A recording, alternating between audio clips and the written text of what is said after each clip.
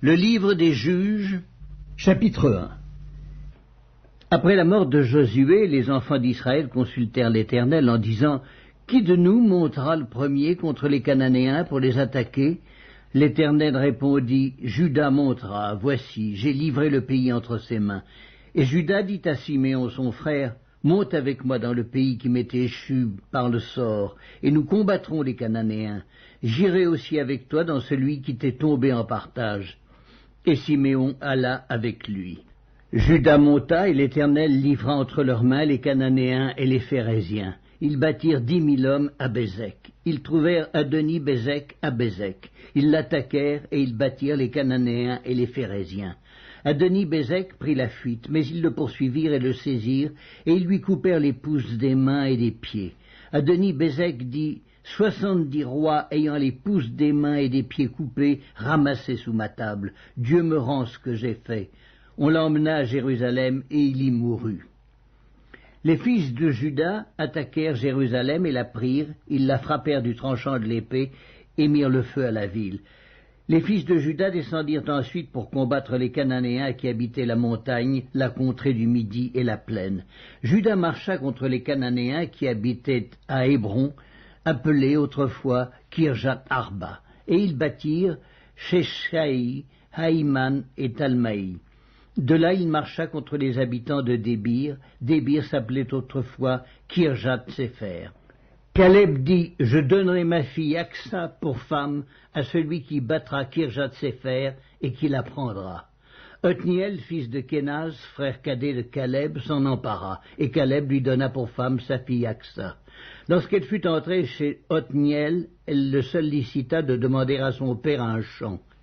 Elle descendit de dessus son âne, et Caleb lui dit « Qu'as-tu » Elle lui répondit « Fais-moi un présent, car tu m'as donné une terre du Midi, donne-moi aussi des sources d'eau. » Et Caleb lui donna les sources supérieures et les sources inférieures.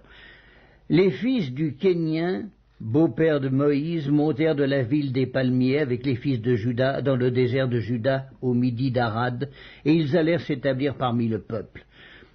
Juda se mit en marche avec Siméon son frère, et ils bâtirent les Cananéens qui habitaient à Tséphat. Ils dévouèrent la ville par interdit, et on l'appela Horma. Juda s'empara encore de Gaza et de son territoire, d'Ascalon et de son territoire, et d'Écron et de son territoire.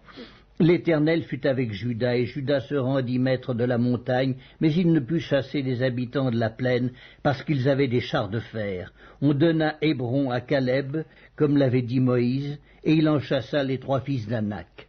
Les fils de Benjamin ne chassèrent point les Jébusiens qui habitaient à Jérusalem, et les Jébusiens ont habité jusqu'à ce jour dans Jérusalem avec les fils de Benjamin.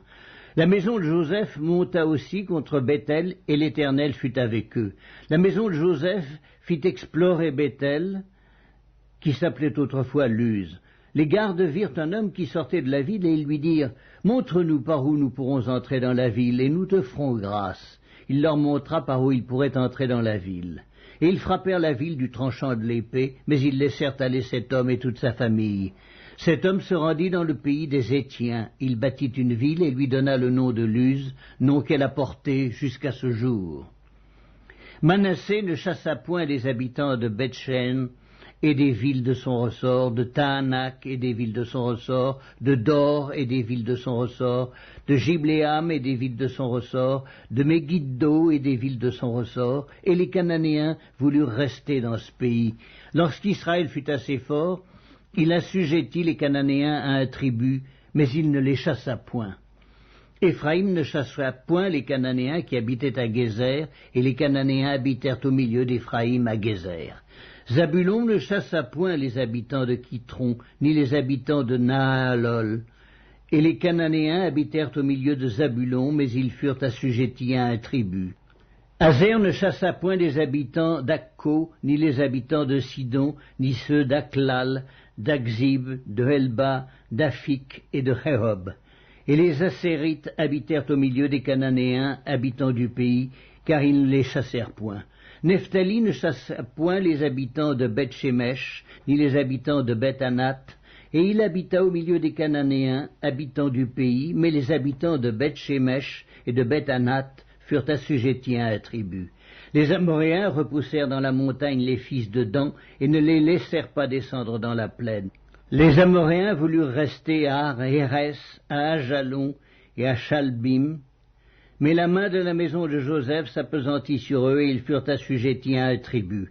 Le territoire des Amoréens s'étendait depuis la montée d'Akrabim, depuis Séla et en dessus. Le livre des Juges, chapitre 2. Un envoyé de l'Éternel monta de Gilgal à Bokim et dit, « Je vous ai fait monter hors d'Égypte et je vous ai amené dans le pays que j'ai juré à vos pères de vous donner. J'ai dit, jamais je ne romprai mon alliance avec vous, et vous ne traiterez point alliance avec les habitants de ce pays, vous renverserez leurs autels. Mais vous n'avez point obéi à ma voix. Pourquoi avez-vous fait cela ?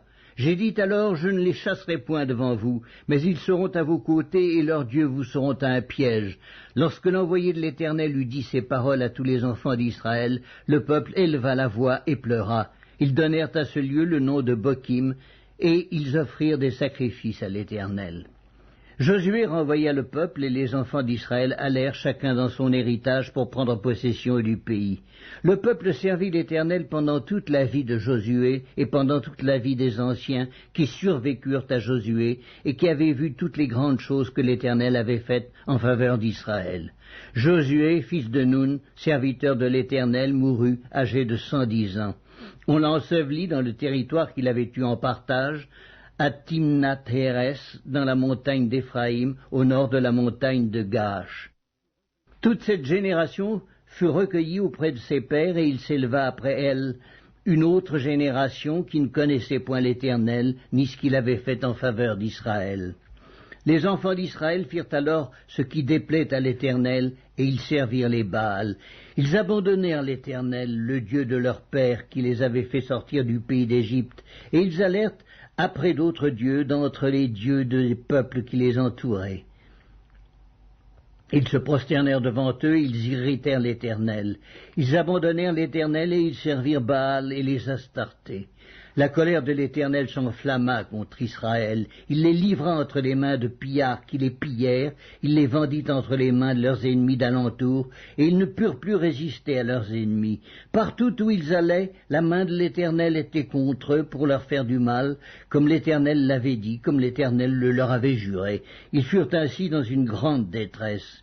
L'Éternel suscita des juges, afin qu'ils les délivrassent de la main de ceux qui les pillaient. Mais ils n'écoutèrent pas même leurs juges, car ils se prostituèrent à d'autres dieux, se prosternèrent devant eux.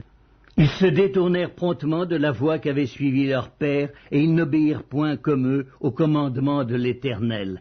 Lorsque l'Éternel leur suscitait des juges, l'Éternel était avec le juge, et il les délivrait de la main de leurs ennemis pendant toute la vie du juge, car l'Éternel avait pitié de leurs gémissements contre ceux qui les opprimaient et les tourmentaient.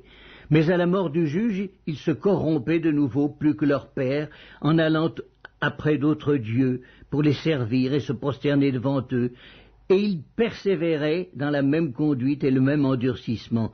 Alors la colère de l'Éternel s'enflamma contre Israël, et il dit, « Puisque cette nation a transgressé mon alliance que j'avais prescrite à ses pères, et puisqu'ils n'ont point obéi à ma voix, je ne chasserai plus devant eux aucune des nations que Josué laissa quand il mourut.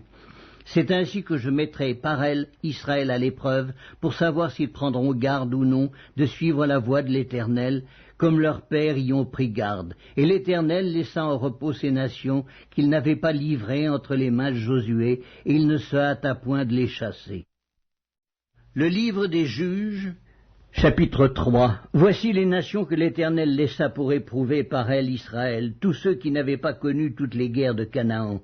Il voulait seulement que les générations des enfants d'Israël connussent et apprissent la guerre, ceux qui ne l'avaient pas connue auparavant. Ces nations étaient les saints princes des Philistins, tous les Cananéens, les Sidoniens et les Éviens qui habitaient la montagne du Liban, depuis la montagne de Baal-Hermon jusqu'à l'entrée de Hamath. Ces nations servirent à mettre Israël à l'épreuve afin que l'Éternel sût s'ils obéiraient au commandement qu'il avait prescrit à leur père par Moïse. Et les enfants d'Israël habitèrent au milieu des Cananéens, des Hétiens et des Amoréens, des Phéréziens, des Éviens et des Jébusiens. Ils prirent leurs filles pour femmes, ils donnèrent à leurs fils leurs propres filles, et ils servirent leurs dieux. Les enfants d'Israël firent ce qui déplaît à l'Éternel, ils oublièrent l'Éternel, et ils servirent les Baals et les idoles. La colère de l'Éternel s'enflamma contre Israël, et il les vendit entre les mains de Cushan-Rishathaïm, roi de Mésopotamie. Et les enfants d'Israël furent asservis 8 ans à Cushan-Rishathaïm. Les enfants d'Israël crièrent à l'Éternel, et l'Éternel leur suscita un libérateur qui les délivra, Othniel, fils de Kénaz, frère cadet de Caleb. L'esprit de l'Éternel fut sur lui. Il devint juge en Israël et il partit pour la guerre. L'Éternel livra entre ses mains Cushan-Rishathaïm, roi de Mésopotamie, et sa main fut puissante contre Cushan-Rishathaïm. Le pays fut en repos pendant 40 ans, et Othniel, fils de Kénaz, mourut. Les enfants d'Israël firent encore ce qui déplaît à l'Éternel, et l'Éternel fortifia Églon, roi de Moab, contre Israël, parce qu'ils avaient fait ce qui déplaît à l'Éternel. Églon réunit à lui les fils d'Ammon et les Amalécites, et il se mit en marche. Il battit Israël, et ils s'emparèrent de la ville des palmiers. Et les enfants d'Israël furent asservis 18 ans à Églon, roi de Moab. Les enfants d'Israël crièrent à l'Éternel, et l'Éternel leur suscita un libérateur, Éhud, fils de Guéra, benjamite, qui ne se servait pas de la main droite. Les enfants d'Israël envoyèrent par lui un présent à Églon, roi de Moab. Éhud se fit une épée à 2 tranchants, longue d'une coudée, et il la ceignit sous ses vêtements au côté droit. Il offrit le présent à Églon, roi de Moab. Or Églon était un homme très gras. Lorsqu'il eut achevé d'offrir le présent, il renvoya les gens qui l'avaient apporté. Il revint lui-même depuis les carrières près de Gilgal, et il dit « Ô roi, j'ai quelque chose de secret à te dire. » Le roi dit « Silence !» et tous ceux qui étaient auprès de lui sortirent. Éhud l'aborda comme il était assis seul dans sa chambre d'été et dit « J'ai une parole de Dieu pour toi. » Églon se leva de son siège. Alors Éhud avança la main gauche, tira l'épée de son côté droit et la lui enfonça dans le ventre. La poignée même entra après la lame, et la graisse se referma autour de la lame, car il ne retira pas du ventre l'épée qui sortit par derrière. Éhud sortit par le portique, ferma sur lui les portes de la chambre haute, et tira le verrou. Quand il fut sorti, les serviteurs du roi vinrent et regardèrent, et voici, les portes de la chambre haute étaient fermées au verrou. Ils dirent sans doute, il se couvre les pieds dans la chambre d'été. Ils attendirent longtemps, et comme ils n'ouvraient pas les portes de la chambre haute, ils prirent la clé et ouvrirent, et voici, leur maître était mort, étendu par terre. Pendant leur délai, Éhud prit la fuite, dépassa les carrières, et se sauva à Séhira. Dès qu'il fut arrivé, il sonna de la trompette dans la montagne d'Éphraïm. Les enfants d'Israël descendirent avec lui de la montagne, et il se mit à leur tête. Il leur dit, « Suivez-moi, car l'Éternel a livré entre vos mains les Moabites, vos ennemis. » Ils descendirent après lui, s'emparèrent des gués du Jourdain vis-à-vis de Moab, et ne laissèrent passer personne. Ils battirent dans ce temps-là environ 10 000 hommes de Moab, tous robustes, tous vaillants, et pas un n'échappa. En ce jour, Moab fut humilié sous la main d'Israël, et le pays fut en repos pendant 80 ans. Après lui, il y eut Shamgar, fils d'Anath. Il battit 600 hommes des Philistins avec un aiguillon à bœuf. Et lui aussi fut un libérateur d'Israël. Le livre des Juges, chapitre 4. Les enfants d'Israël firent encore ce qui déplaît à l'Éternel après qu'Éhud fut mort, et l'Éternel les vendit entre les mains de Jabin, roi de Canaan, qui régnait à Hatzor. Le chef de son armée était Sisera, et habitait à Haroshet Goïm. Les enfants d'Israël crièrent à l'Éternel, car Jabin avait 900 chars de fer, et il opprimait avec violence les enfants d'Israël depuis 20 ans.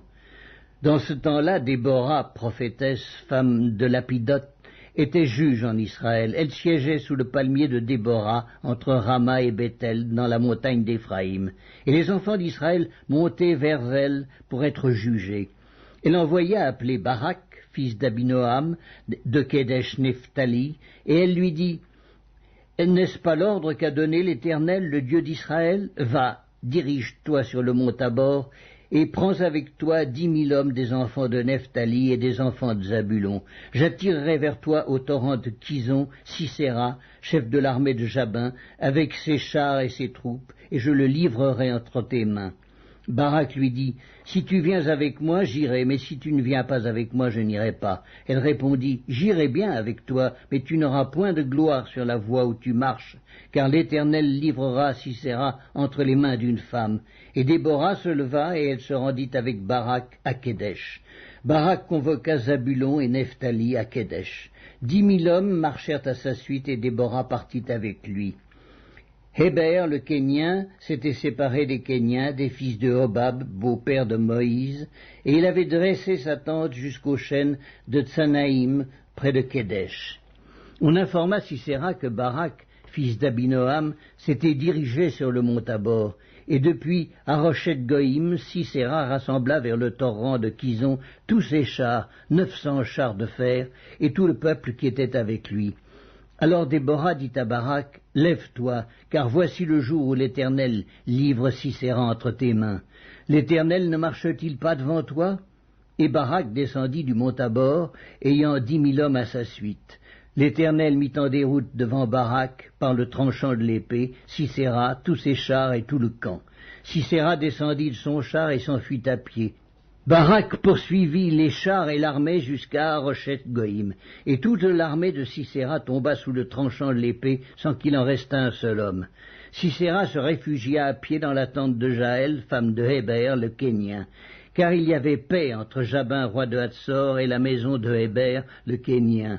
Jaël sortit au devant de Sisera et lui dit, « Entre, mon seigneur, entre chez moi, ne crains point. » Il entra chez elle dans la tente et elle le cacha sous une couverture.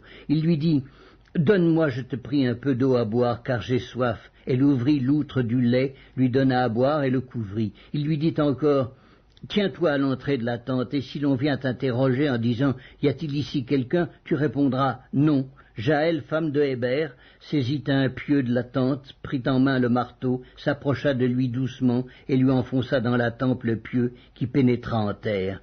Il était profondément endormi et accablé de fatigue, et il mourut. Comme Barak poursuivait Sisera, Jaël sortit à sa rencontre et lui dit, « Viens, et je te montrerai l'homme que tu cherches. » Il entra chez elle, et voici, Sisera était étendu, mort, le pieu dans la tempe. En ce jour, Dieu humilia Jabin, roi de Canaan, devant les enfants d'Israël. Et la main des enfants d'Israël s'appesantit de plus en plus sur Jabin, roi de Canaan, jusqu'à ce qu'ils eussent exterminé Jabin, roi de Canaan. Le livre des Juges, chapitre 5. En ce jour-là, Déborah chanta ce cantique avec Barak, fils d'Abinoam. Des chefs se sont mis à la tête du peuple en Israël, et le peuple s'est montré prêt à combattre. Bénissez-en l'Éternel. Roi, écoutez, prince, prêtez l'oreille. Je chanterai, oui, je chanterai à l'Éternel, je chanterai à l'Éternel, le Dieu d'Israël. Ô Éternel, quand tu sortis de Séhir, quand tu t'avanças des champs d'Édom, la terre trembla et les cieux se fondirent, et les nuées se fondirent en eau. Les montagnes s'ébranlèrent devant l'Éternel, ce Sinaï devant l'Éternel, le Dieu d'Israël. Au temps de Shamgar, fils d'Anath, au temps de Jaël, les routes étaient abandonnées, et ceux qui voyageaient prenaient des chemins détournés. Les chefs étaient sans force en Israël, sans force. Quand je me suis levé, moi, Déborah, quand je me suis levé comme une mère en Israël, il avait choisi de nouveaux dieux. Alors la guerre était aux portes. On ne voyait ni bouclier ni lance chez 40 milliers en Israël. Mon cœur est aux chefs d'Israël, à ceux du peuple qui se sont montrés prêts à combattre. Bénissez l'Éternel. Vous qui montez de blanches ânesses, vous qui avez pour siège des tapis, et vous qui marchez sur la route, chantez, que de leur voix les archers du milieu des abreuvoirs célèbrent les bienfaits de l'Éternel, les bienfaits de son conducteur en Israël. Alors le peuple de l'Éternel descendit aux portes. Réveille-toi, réveille-toi, Déborah, réveille-toi, réveille-toi, dis un cantique, lève-toi, Barak, et emmène tes captifs, fils d'Abinoam, Alors un reste du peuple triompha des puissants. L'Éternel me donna la victoire sur les héros. D'Éphraïm arrivèrent les habitants d'Amalek. À ta suite marcha Benjamin parmi ta troupe. De Makir vinrent des chefs et de Zabulon des commandants. Les princes d'Issachar furent avec Déborah. Issachar suivit Barak, et il fut envoyé sur ses pas dans la vallée. Près des ruisseaux de Ruben, grandes furent les résolutions du cœur. Pourquoi es-tu resté au milieu des étables à écouter le bêlement des troupeaux? Au ruisseau de Ruben, grandes furent les délibérations du cœur. Galaad, au-delà du Jourdain, n'a pas quitté sa demeure. Pourquoi donc s'est-il tenu sur ses navires? Hazer s'est assis au rivage de la mer et s'est reposé dans ses ports. Zabulon est un peuple qui affronta la mort, et Nephtali de même sur les hauteurs des champs. Les rois vinrent, ils combattirent, alors combattirent les rois de Canaan, à Taanac, aux eaux de Megiddo. Ils ne remportèrent nul butin, nul argent. Des cieux ont combattu, de leurs sentiers les étoiles combattirent contre Sisera. Le torrent de Kison les a entraînés, le torrent des anciens temps, le torrent de Kison. Mon âme foule aux pieds les héros. Alors les talons des chevaux retentirent à la fuite précipitée de leurs guerriers. Maudissez mes roses, dit l'ange de l'Éternel, maudissez, maudissez ses habitants, car ils ne vinrent pas au secours de l'Éternel parmi les hommes vaillants. Béni soit entre les femmes Jaël, femme de Héber, le Kénien. Béni soit-elle entre les femmes qui habitent sous les tentes. Il demanda de l'eau, elle a donné du lait, dans la coupe d'honneur elle a présenté de la crème. D'une main elle a saisi le pieu, et de sa droite le marteau des travailleurs. Elle a frappé Sisera, lui a fendu la tête, fracassé et transpercé la tempe. Au pied de Jaël il s'est affaissé, il est tombé, il s'est couché. À ses pieds il s'est affaissé, il est tombé. Là où il s'est affaissé, là il est tombé sans vie. Par la fenêtre, à travers le treillis, la mère de Sisera regarde et s'écrie « Pourquoi son char tarde-t-il à venir? Pourquoi ses chars vont-ils si lentement ?» Les plus sages d'entre ces femmes lui répondent, et elle se répond à elle-même « Ne trouve-t-il pas du butin? Ne le partage-t-il pas? Une jeune fille, 2 jeunes filles par homme, du butin en vêtements de couleur pour Sisera, du butin en vêtements de couleur brodés, un vêtement de couleur, 2 vêtements brodés pour le cou du vainqueur. Périssent ainsi tous tes ennemis, ô Éternel. Ceux qui l'aiment sont comme le soleil quand il paraît dans sa force. » Le pays fut en repos pendant 40 ans. Le livre des Juges, chapitre 6. Les enfants d'Israël firent ce qui déplaît à l'Éternel, et l'Éternel les livra entre les mains de Madian pendant 7 ans. La main de Madian fut puissante contre Israël. Pour échapper à Madian, les enfants d'Israël se retiraient dans les ravins des montagnes, dans les cavernes et sur les rochers fortifiés. Quand Israël avait semé, Madian montait avec Amalek et les fils de l'Orient, et ils marchaient contre lui. Ils campaient en face de lui, détruisaient les productions du pays jusque vers Gaza, et ne laissaient en Israël ni vivres, ni brebis, ni bœufs, ni ânes. Car ils montaient avec leurs troupeaux et leurs tentes, ils arrivaient comme une multitude de sauterelles, ils étaient innombrables, eux et leurs chameaux, et ils venaient dans le pays pour le ravager. Israël fut très malheureux à cause de Madian, et les enfants d'Israël crièrent à l'Éternel. Lorsque les enfants d'Israël crièrent à l'Éternel au sujet de Madian, l'Éternel envoya un prophète aux enfants d'Israël. Il leur dit, « Ainsi parle l'Éternel, le Dieu d'Israël. Je vous ai fait monter d'Égypte et je vous ai fait sortir de la maison de servitude. Je vous ai délivré de la main des Égyptiens et de la main de tous ceux qui vous opprimaient. Je les ai chassés devant vous et je vous ai donné leur pays. Je vous ai dit, je suis l'Éternel, votre Dieu. Vous ne craindrez point les dieux des Amoréens dans le pays desquels vous habitez, mais vous n'avez point écouté ma voix. » Puis vint l'ange de l'Éternel, et il s'assit sous le térébinthe d'Ophra, qui appartenait à Joas, de la famille d'Abiézer. Gédéon, son fils, battait du froment au pressoir, pour le mettre à l'abri de Madian. L'ange de l'Éternel lui apparut et lui dit, « L'Éternel est avec toi, vaillant héros. » Gédéon lui dit, « Ah, mon Seigneur, si l'Éternel est avec nous, pourquoi toutes ces choses nous sont-elles arrivées? Et où sont tous ces prodiges que nos pères nous racontent, quand ils disent, l'Éternel ne nous a-t-il pas fait monter hors d'Égypte? Maintenant l'Éternel nous abandonne, et il nous livre entre les mains de Madian. » L'Éternel se tourna vers lui et dit, « Va, avec cette force que tu as et délivre Israël de la main de Madian. N'est-ce pas moi qui t'envoie » Gédéon lui dit, « Ah, mon Seigneur, avec quoi délivrerai-je Israël ?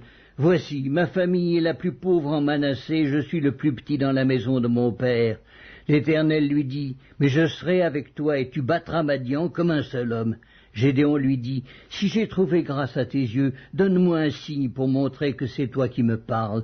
Ne t'éloigne point d'ici jusqu'à ce que je revienne auprès de toi, que j'apporte mon offrande et que je la dépose devant toi. » Et l'Éternel dit, « Je resterai jusqu'à ce que tu reviennes. » Gédéon entra, prépara un chevreau et fit avec un épha de farine des pains sans levain. Il mit la chair dans un panier, le jus dans un pot, les lui apporta sous le térébinthe et les présenta. L'ange de Dieu lui dit, « Prends la chair et les pains sans levain, pose-les sur ce rocher et répands le jus. » Et il fit ainsi.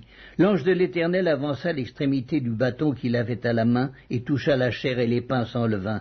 Alors il s'éleva du rocher un feu qui consuma la chair et les pains sans levain. Et l'ange de l'Éternel disparut à ses yeux. Gédéon, voyant que c'était l'ange de l'Éternel, dit, « Malheur à moi, Seigneur éternel, car j'ai vu l'ange de l'Éternel face à face. » Et l'Éternel lui dit, « Sois en paix, ne crains point, tu ne mourras pas. » Gédéon bâtit là un autel à l'Éternel et lui donna pour nom l'Éternel paix.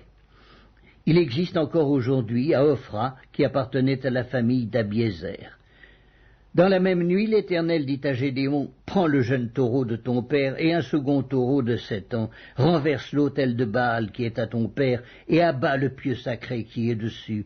Tu bâtiras ensuite et tu disposeras sur le haut de ce rocher un autel à l'Éternel ton Dieu. Tu prendras le second taureau et tu offriras un holocauste avec le bois de l'idole que tu auras abattu. » Gédéon prit 10 hommes parmi ses serviteurs et fit ce que l'Éternel avait dit. Mais comme il craignait la maison de son père et les gens de la ville, il l'exécuta de nuit et non de jour. Lorsque les gens de la ville se furent levés de bon matin, voici, l'autel de Baal était renversé, le pieu sacré placé dessus était abattu, et le second taureau était offert en holocauste sur l'autel qui avait été bâti. Ils se dirent l'un à l'autre, « Qui a fait cela ?» Et ils s'informèrent et firent des recherches. On leur dit, « C'est Gédéon, fils de Joas, qui a fait cela. » Alors les gens de la ville dirent à Joas, « Fais sortir ton fils et qu'il meure, car il a renversé l'autel de Baal et abattu le pieu sacré qui était dessus. » Joas répondit à tous ceux qui se présentèrent à lui, « Est-ce à vous de prendre parti pour Baal? Est-ce à vous de venir à son secours? Quiconque prendra parti pour Baal mourra avant que le matin vienne. Si Baal est un dieu, qu'il plaide lui-même sa cause, puisqu'on a renversé son autel. » Et en ce jour, l'on donna à Gédéon le nom de Jérubbaal, en disant que Baal plaide contre lui, puisqu'il a renversé son autel. Tout Madian, Amalek et les fils de l'Orient se rassemblèrent. Ils passèrent le Jourdain et campèrent dans la vallée de Jizréel. Gédéon fut revêtu de l'Esprit de l'Éternel. Il sonna de la trompette, et Abiézer fut convoqué pour marcher à sa suite. Il envoya des messagers dans tout Manassé, qui fut aussi convoqué pour marcher à sa suite. Il envoya des messagers dans Hazer, dans Zabulon et dans Nephtali, qui montèrent à leur rencontre. Gédéon dit à Dieu, « Si tu veux délivrer Israël par ma main, comme tu l'as dit, voici, je vais mettre une toison de laine dans l'air. Si la toison seule se couvre de rosée et que tout le terrain reste sec, je connaîtrai que tu délivreras Israël par ma main, comme tu l'as dit. » Et il arriva ainsi. Le jour suivant, il se leva de bon matin, pressa la toison et en fit sortir la rosée, qui donna de l'eau plein une coupe. Gédéon dit à Dieu, « Que ta colère ne s'enflamme point contre moi, et je ne parlerai plus que cette fois. Je voudrais seulement faire encore une épreuve avec la toison, que la toison seule reste sèche, et que tout le terrain se couvre de rosée. » Et Dieu fit ainsi cette nuit-là. La toison seule resta sèche, et tout le terrain se couvrit de rosée. Le livre des Juges, chapitre 7. Jérubbaal, qui est Gédéon, et tout le peuple qui était avec lui se levèrent de bon matin et campèrent près de la source de Harod. Le camp de Madian était au nord de Gédéon, vers la colline de Morée, dans la vallée. L'Éternel dit à Gédéon, « Le peuple que tu as avec toi est trop nombreux pour que je livre Madian entre ses mains. Il pourrait en tirer gloire contre moi et dire « C'est ma main qui m'a délivré ». Publie donc ceci aux oreilles du peuple. Que celui qui est craintif et qui a peur s'en retourne et s'éloigne de la montagne de Galaad. 22 000 hommes parmi le peuple s'en retournèrent et il en resta 10 000. L'Éternel dit à Gédéon, le peuple est encore trop nombreux, fais-les descendre vers l'eau, et là je t'en ferai le triage. Celui dont je te dirai que celui-ci aille avec toi, ira avec toi, et celui dont je te dirai que celui-ci n'aille pas avec toi, n'ira pas avec toi. Gédéon fit descendre le peuple vers l'eau, et l'Éternel dit à Gédéon, tous ceux qui laperont l'eau avec la langue, comme lappe le chien, tu les sépareras de tous ceux qui se mettront à genoux pour boire. Ceux qui lapèrent l'eau en la portant à la bouche avec leurs mains furent au nombre de 300 hommes, et tout le reste du peuple se mit à genoux pour boire. Et l'Éternel dit à Gédéon, c'est par les 300 hommes qui ont lapé que je vous sauverai et que je livrerai Madian entre tes mains. Que tout le reste du peuple s'en aille chacun chez soi. On prit les vivres du peuple et ses trompettes. Puis Gédéon renvoya tous les hommes d'Israël, chacun dans sa tente, et il retint les 300 hommes. Le camp de Madian était au-dessous de lui dans la vallée. L'Éternel dit à Gédéon pendant la nuit, « Lève-toi, descends au camp, car je les livrerai entre tes mains. Si tu crains de descendre, descends-y avec Pura, ton serviteur. Tu écouteras ce qu'ils diront, et après cela, tes mains seront fortifiées. Descends donc au camp. » Il descendit avec Pura, son serviteur, jusqu'aux avant-postes du camp. Madian, Amalek et tous les fils de l'Orient étaient répandus dans la vallée comme une multitude de sauterelles, et leurs chameaux étaient innombrables comme le sable qui est sur le bord de la mer. Gédéon arriva, et voici, un homme racontait à son camarade un songe. Il disait, « J'ai eu un songe, et voici, un gâteau de pain d'orge roulait dans le camp de Madian. Il est venu heurter jusqu'à la tente, et elle est tombée.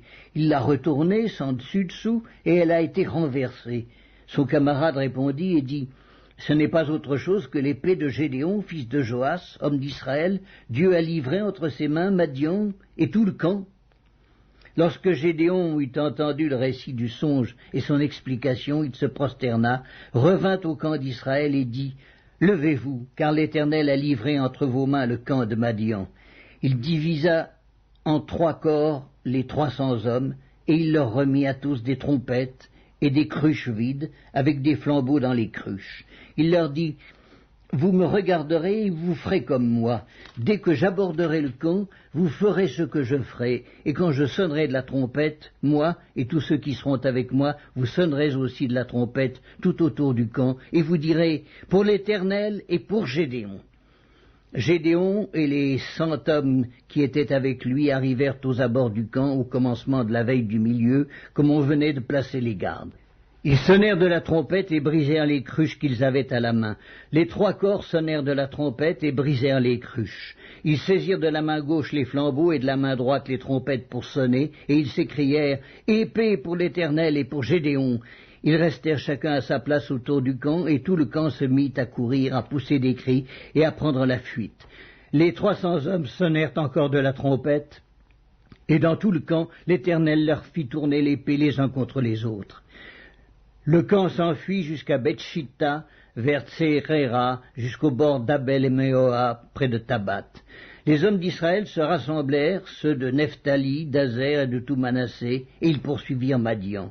Gédéon envoya des messagers dans toute la montagne d'Éphraïm pour dire « Descendez à la rencontre de Madian et coupez-leur le passage des eaux jusqu'à Beth-Bara et celui du Jourdain. » Tous les hommes d'Éphraïm se rassemblèrent, et ils s'emparèrent du passage des eaux jusqu'à Beth-Bara et de celui du Jourdain. Ils saisirent 2 chefs de Madian, Horeb et Zéeb. Ils tuèrent Horeb au rocher d'Horeb, ils tuèrent Zéeb au pressoir de Zéeb. Ils poursuivirent Madian, et ils apportèrent les têtes d'Horeb et de Zéeb à Gédéon de l'autre côté du Jourdain. Le livre des Juges, chapitre 8. Les hommes d'Éphraïm dirent à Gédéon, « Que signifie cette manière d'agir envers nous? Pourquoi ne pas nous avoir appelés quand tu es allé combattre Madian ?» Et ils eurent avec lui une violente querelle. Gédéon leur répondit, Qu'ai-je fait en comparaison de vous? Le grappillage d'Éphraïm ne vaut-il pas mieux que la vendange d'Abiézer? C'est entre vos mains que Dieu a livré les chefs de Madian, Oreb et Zéb. Qu'ai-je donc pu faire en comparaison de vous? Lorsqu'il eut ainsi parlé, leur colère contre lui s'apaisa. Gédéon arriva au Jourdain, il le passa, lui et les 300 hommes qui étaient avec lui, fatigués, mais poursuivant toujours. Il dit aux gens de Succoth, « Donnez, je vous prie, quelques pains au peuple qui m'accompagne, car ils sont fatigués, et je suis à la poursuite de Zébak et de Tsalmina, roi de Madian. » Les chefs de Succoth répondirent, « La main de Zébak et de Tsalmuna est-elle déjà en ton pouvoir pour que nous donnions du pain à ton armée ?» Et Gédéon dit, « Eh bien, lorsque l'Éternel aura livré entre mes mains Zébat et Tsalmuna, je broierai votre chair avec des épines du désert et avec des chardons. » De là il monta à Pénuel, et il fit aux gens de Pénuel la même demande. Ils lui répondirent comme avaient répondu ceux de Succoth. Et il dit aussi aux gens de Pénuel, « Quand je reviendrai en paix, je renverserai cette tour. » Zébak et Tsalmuna étaient à Karkor, et leur armée avec eux, environ 15 000 hommes, tous ceux qui étaient restés de l'armée entière des fils de l'Orient. 120 000 hommes, tirant l'épée, avaient été tués.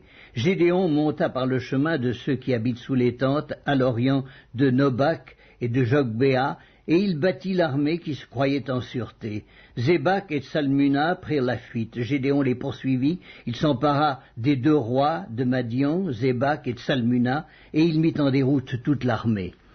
Gédéon, fils de Joas, revint de la bataille par la montée de Hérès. Il saisit d'entre les gens de Succoth un jeune homme qui l'interrogea et qui lui mit par écrit les noms des chefs et des anciens de Succoth, 77 hommes. Puis il vint auprès des gens de Succoth et dit, « Voici Zébak et Tsalmuna, au sujet desquels vous m'avez insulté en disant, la main de Zébak et de Tsalmuna est-elle déjà en ton pouvoir pour que nous donnions du pain à tes hommes fatigués? » Et il prit les anciens de la ville et châtia les gens de Succoth avec des épines du désert et avec des chardons. Il renversa aussi la tour de Pénuel et tua les gens de la ville. Il dit à Zébak et à Tsalmuna, « Comment étaient les hommes que vous avez tués au Tabor ?» Ils répondirent, « Ils étaient comme toi, chacun avait l'air d'un fils de roi. » Il dit, « C'étaient mes frères, fils de ma mère. L'Éternel est vivant. Si vous les aviez laissés vivre, je ne vous tuerais pas. » Et il dit à Jéter, son premier-né, « Lève-toi, tue-les. » Mais le jeune homme ne tira point son épée parce qu'il avait peur, car il était encore un enfant. Zébak et Tsalmuna dirent, « Lève-toi toi-même et tue-nous, car tel est l'homme, telle est sa force. » Et Gédéon se leva et tua Zébak et Tsalmuna. Il prit ensuite les croissants qui étaient au cou de leurs chameaux. Les hommes d'Israël dirent à Gédéon, « Domine sur nous, et toi et ton fils et le fils de ton fils, car tu nous as délivrés de la main de Madian. » Gédéon leur dit, « Je ne dominerai point sur vous, et mes fils ne domineront point sur vous, c'est l'Éternel qui dominera sur vous. » Gédéon leur dit, « J'ai une demande à vous faire. Donnez-moi chacun les anneaux que vous avez eus pour butin. » Les ennemis avaient des anneaux d'or, car ils étaient ismaélites. Ils dirent, « Nous les donnerons volontiers. » Et ils étendirent un manteau sur lequel chacun jeta les anneaux de son butin. Le poids des anneaux d'or que demanda Gédéon fut de 1700 cycles d'or, sans les croissants et les pendants d'oreilles et les vêtements de pourpre que portaient les rois de Madian, et sans les colliers qui étaient au cou de leurs chameaux. Gédéon en fit un éphod, et il le plaça dans sa ville, à Ophra, où il devint l'objet des prostitutions de tout Israël, et il fut un piège pour Gédéon et pour sa maison. Madian fut humilié devant les enfants d'Israël, et il ne leva plus la tête. Et le pays fut en repos pendant 40 ans durant la vie de Gédéon. Jérubbaal, fils de Joas, s'en retourna et demeura dans sa maison. Gédéon eut 70 fils issus de lui, car il eut plusieurs femmes, et sa concubine, qui était à Sichem, lui enfanta aussi un fils, à qui on donna le nom d'Abimélec. Gédéon, fils de Joas, mourut après une heureuse vieillesse, et il fut enterré dans le sépulcre de Joas, son père, à Ophra, qui appartenait à la famille d'Abiézer. Lorsque Gédéon fut mort, les enfants d'Israël recommencèrent à se prostituer au Baal, et ils prirent Baal-Bérith pour leur Dieu. Les enfants d'Israël ne se souvinrent point de l'Éternel leur Dieu, qui les avait délivrés de la main de tous les ennemis qui les entouraient, et ils n'eurent point d'attachement pour la maison de Jérubbaal, de Gédéon, après tout le bien qu'il avait fait à Israël. Le livre des Juges, chapitre 9. Abimélec, fils de Jérubbaal, se rendit à Sichem vers les frères de sa mère, et voici comment il leur parla, ainsi qu'à toute la famille de la maison du père de sa mère. Dites, je vous prie, aux oreilles de tous les habitants de Sichem, vaut-il mieux pour vous que 70 hommes, tous fils de Jérubbaal, dominent sur vous, ou qu'un seul homme domine sur vous? Et souvenez-vous que je suis votre os et votre chair. Les frères de sa mère répétèrent pour lui toutes ces paroles aux oreilles de tous les habitants de Sichem, et leur cœur inclina en faveur d'Abimélec, car ils se disaient, c'est notre frère. Ils lui donnèrent 70 cycles d'argent qu'ils enlevèrent de la maison de Baal-Bérith. Abimélec s'en servit pour acheter des misérables et des turbulents qui allèrent après lui. Il vint dans la maison de son père à Ophra, et il tua ses frères, fils de Jérubbaal, 70 hommes, sur une même pierre. Il n'échappa que Jotham, le plus jeune fils de Jérubbaal, car il s'était caché. Tous les habitants de Sichem et toute la maison de Milo se rassemblèrent. Ils vinrent et proclamèrent roi Abimélec, près du chêne planté dans Sichem. Jotham en fut informé. Il alla se placer sur le sommet de la montagne de Garizim, et voici ce qu'il leur cria à haute voix. « Écoutez-moi, habitants de Sichem, et que Dieu vous écoute. Les arbres partirent pour aller oindre un roi et le mettre à leur tête. Ils dirent à l'olivier, « Règne sur nous. » Mais l'olivier leur répondit, « Renoncerai-je à mon huile, qui m'assure les hommages de Dieu et des hommes, pour aller planer sur les arbres ?»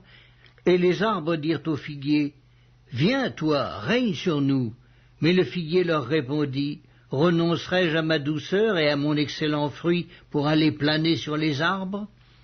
Et les arbres dirent à la vigne, « Viens, toi, règne sur nous. » Mais la vigne leur répondit, « Renoncerai-je à mon vin qui réjouit Dieu et les hommes pour aller planer sur les arbres ?» Alors tous les arbres dirent au buisson d'épines, « Viens, toi, règne sur nous. » Et le buisson d'épines répondit aux arbres, « Si c'est de bonne foi que vous voulez moindre pour votre roi, venez, réfugiez-vous sous mon ombrage, sinon un feu sortira du buisson d'épines et dévorera les cèdres du Liban. » Maintenant est-ce de bonne foi et avec intégrité que vous avez agi en proclamant roi Abimélec? Avez-vous eu de la bienveillance pour Jérubbaal et sa maison? L'avez-vous traité selon les services qu'il a rendus? Car mon père a combattu pour vous, il a exposé sa vie, et il vous a délivré de la main de Madian. Et vous vous êtes levé contre la maison de mon père, vous avez tué ses fils, 70 hommes, sur une même pierre, et vous avez proclamé roi sur les habitants de Sichem Abimélec, fils de sa servante, parce qu'il est votre frère. Si c'est de bonne foi et avec intégrité qu'en ce jour vous avez agi envers Jérubbaal et sa maison, eh bien qu'Abimélec fasse votre joie et que vous fassiez aussi la sienne. Sinon, qu'un feu sorte d'Abimélec et dévore les habitants de Sichem et la maison de Milo, et qu'un feu sorte des habitants de Sichem et de la maison de Milo et dévore Abimélec. » Jotham se retira et prit la fuite. Il s'en alla à Béer, où il demeura loin d'Abimélec son frère. Abimélec avait dominé 3 ans sur Israël. Alors Dieu envoya un mauvais esprit entre Abimélec et les habitants de Sichem, et les habitants de Sichem furent infidèles à Abimélec, afin que la violence commise sur les 70 fils de Jérubbaal reçût son châtiment, et que leur sang retombât sur Abimélec, leur frère, qui les avait tués, et sur les habitants de Sichem, qui l'avaient aidé à tuer ses frères. Les habitants de Sichem placèrent en embuscade contre lui, sur les sommets des montagnes, des gens qui dépouillaient tous ceux qui passaient près d'eux sur le chemin, et cela fut rapporté à Abimélec. Gaal, fils d'Ébed, vint avec ses frères, et ils passèrent à Sichem. Les habitants de Sichem eurent confiance en lui. Ils sortirent dans la campagne, vendangèrent leurs vignes, foulèrent les raisins, et se livrèrent à des réjouissances. Ils entrèrent dans la maison de leur Dieu, ils mangèrent et burent, et ils maudirent Abimélec. Et Gaal, fils d'Ébed, disait, Qui est Abimélec et qu'est Sichem pour que nous servions Abimélec? N'est-il pas fils de Jérubbaal et Zébul n'est-il pas son commissaire? Servez les hommes de Hamor, père de Sichem, mais nous, pourquoi servirions-nous Abimélec? Oh, si j'étais le maître de ce peuple, je renverserais Abimélec. Et il disait d'Abimélec, renforce ton armée, mets-toi en marche.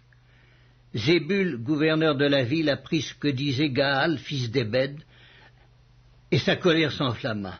Il envoyait secrètement des messagers à Abimélec pour lui dire, voici, Gaal, fils d'Ébed, et ses frères sont venus à Sichem, et ils soulèvent la ville contre toi.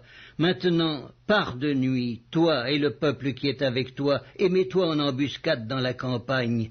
Le matin, au lever du soleil, tu fondras avec impétuosité sur la ville, et lorsque Gaal et le peuple qui est avec lui sortiront contre toi, tu lui feras ce que tes forces permettront.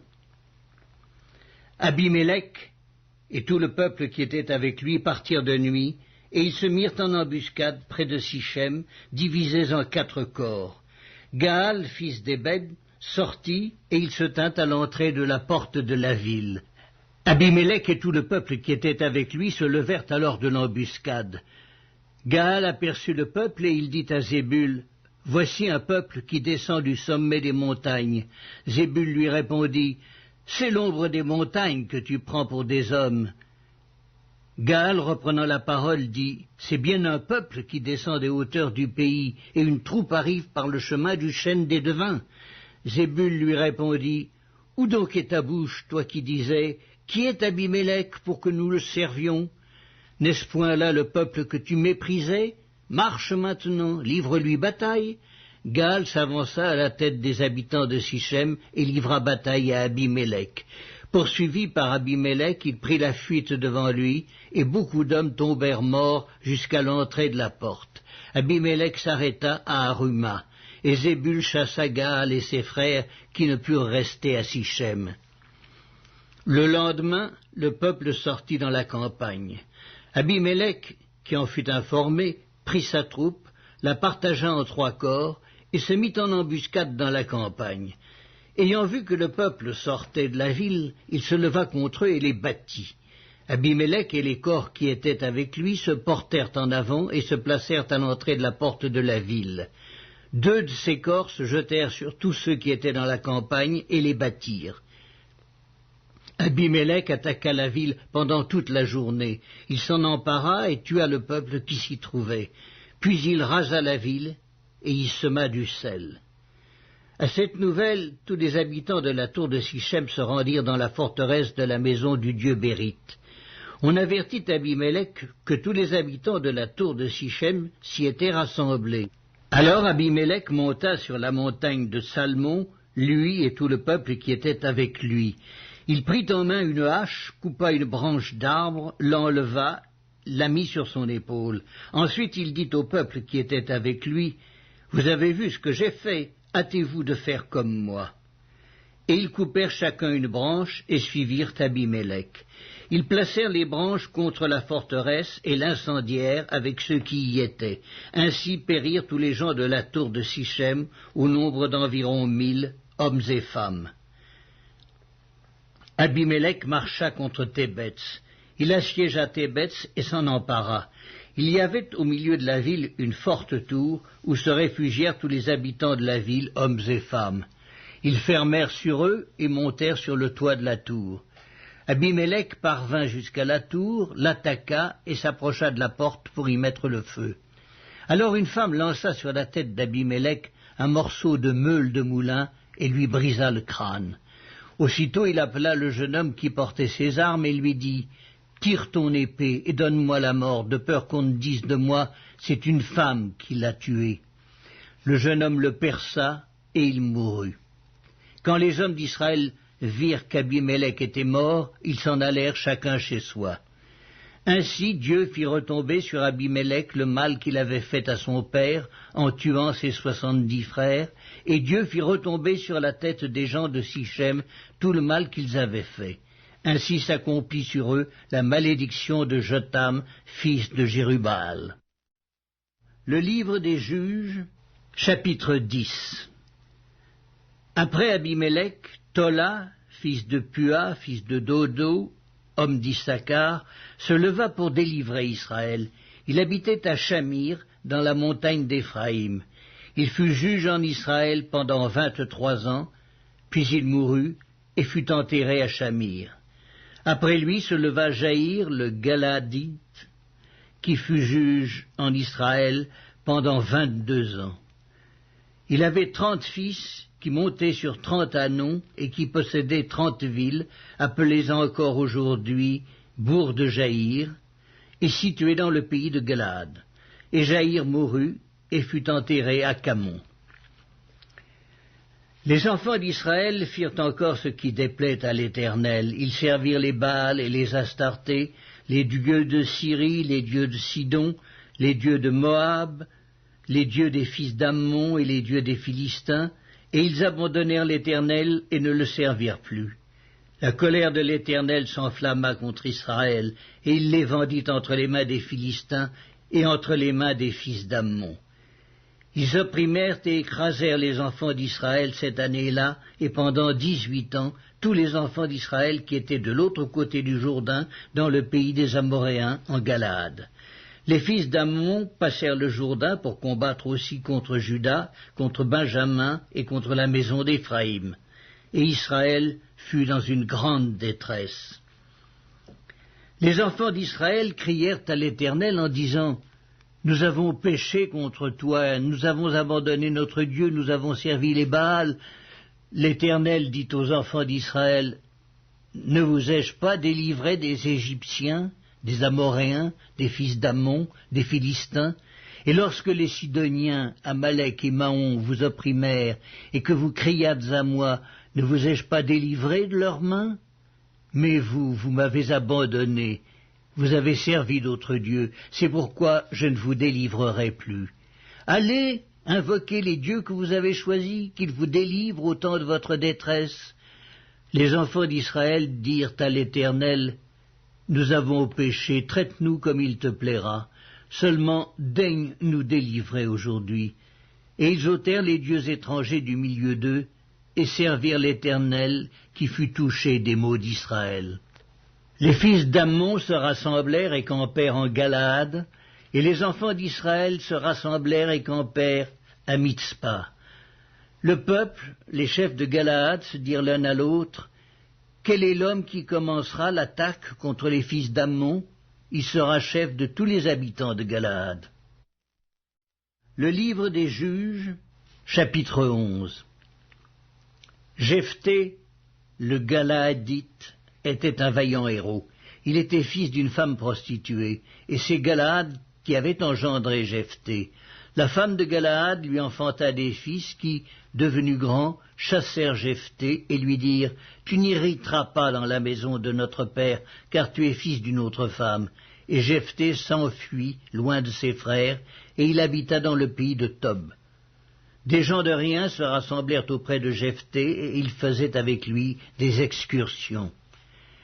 Quelque temps après, les fils d'Ammon firent la guerre à Israël, et comme les fils d'Ammon faisaient la guerre à Israël, les anciens de Galaad allèrent chercher Jephthé au pays de Tob.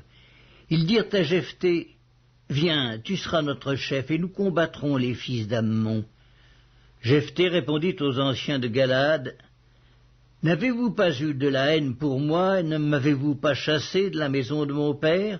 Pourquoi venez-vous à moi maintenant que vous êtes dans la détresse ?»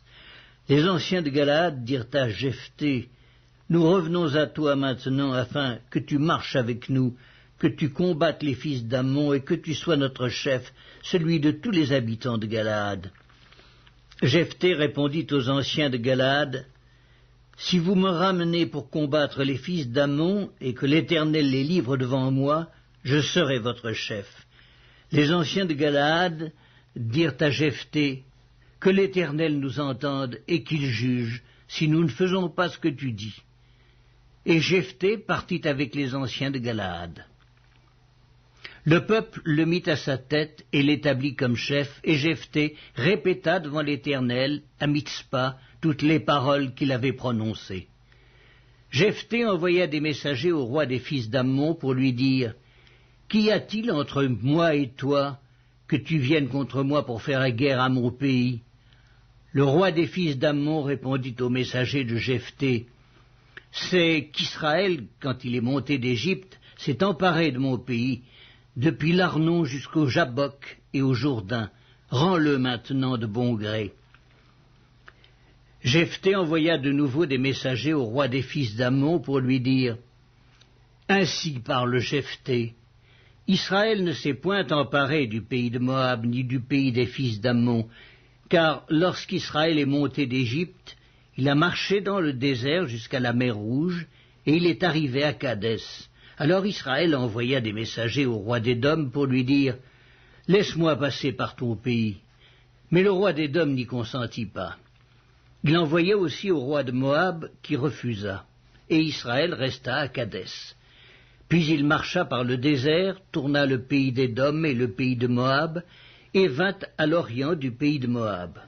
Ils campèrent au-delà de l'Arnon, sans entrer sur le territoire de Moab, car l'Arnon est la frontière de Moab. Israël envoya des messagers à Sion, roi des Amoréens, roi de Hesbon, et Israël lui dit: « Laisse-nous passer par ton pays jusqu'au lieu où nous allons. » Mais Sion n'eut pas assez de confiance en Israël pour le laisser passer sur son territoire.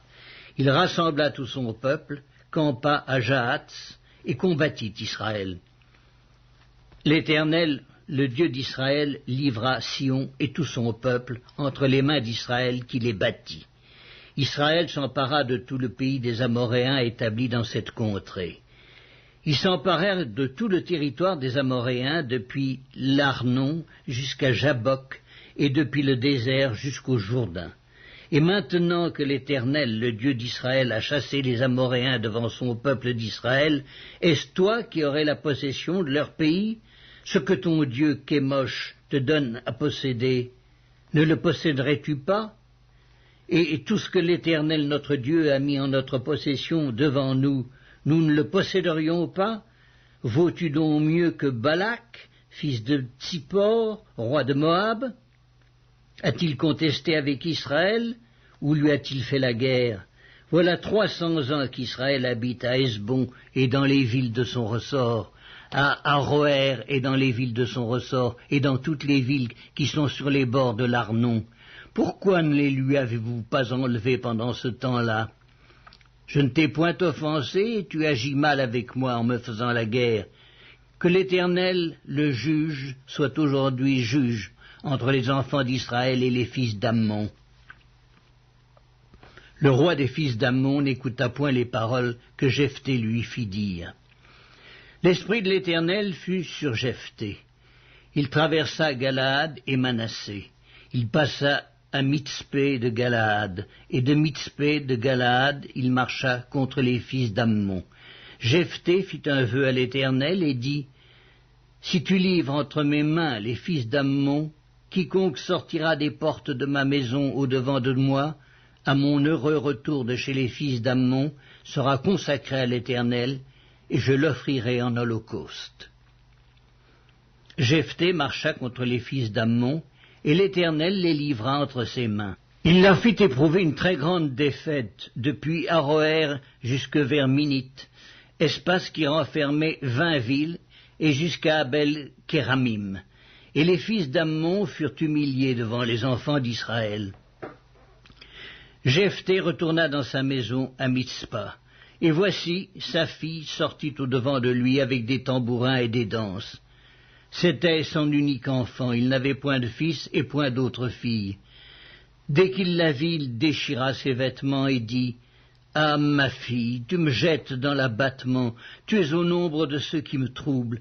J'ai fait un vœu à l'Éternel, et je ne puis le révoquer. » Elle lui dit: « Mon père, si tu as fait un vœu à l'Éternel, traite-moi selon ce qui est sorti de ta bouche, maintenant que l'Éternel t'a vengé de tes ennemis, des fils d'Ammon. » Et elle dit à son père: « Que ceci me soit accordé, laisse-moi libre pendant 2 mois.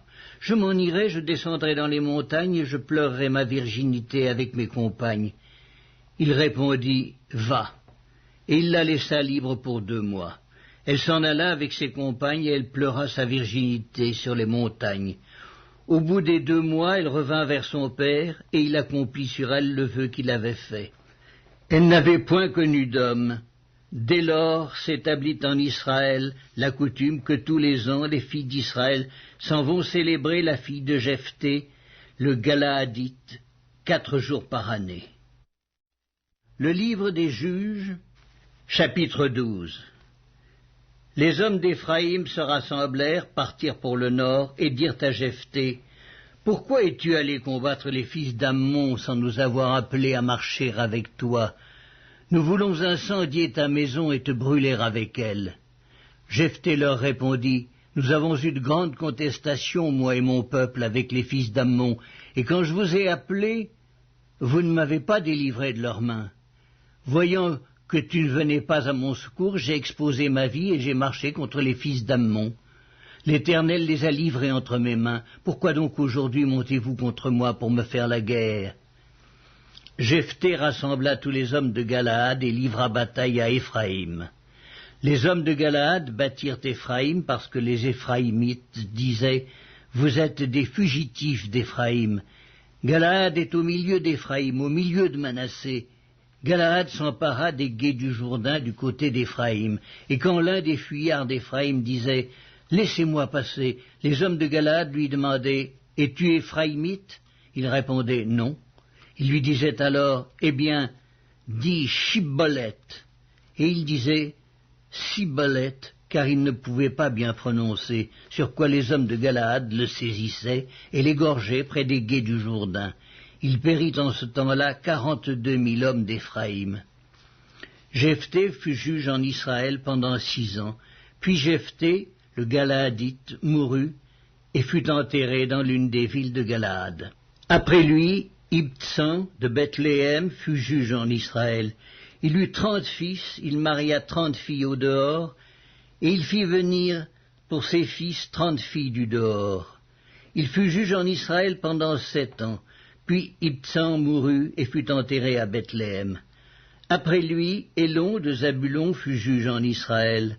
Il fut juge en Israël pendant 10 ans. Puis Élon de Zabulon mourut et fut enterré à Ajalon, dans le pays de Zabulon. Après lui, Abdon, fils de Hillel, le Piratonite, fut juge en Israël. Il eut 40 fils et 30 petits-fils qui montaient sur 70 ânons. Il fut juge en Israël pendant 8 ans, puis Abdon, fils d'Hillel, le Piratonite, mourut et fut enterré à Piraton, dans le pays d'Éphraïm, sur la montagne des Amalécites. Le livre des Juges, chapitre 13. Les enfants d'Israël firent encore ce qui déplaît à l'Éternel, et l'Éternel les livra entre les mains des Philistins pendant 40 ans.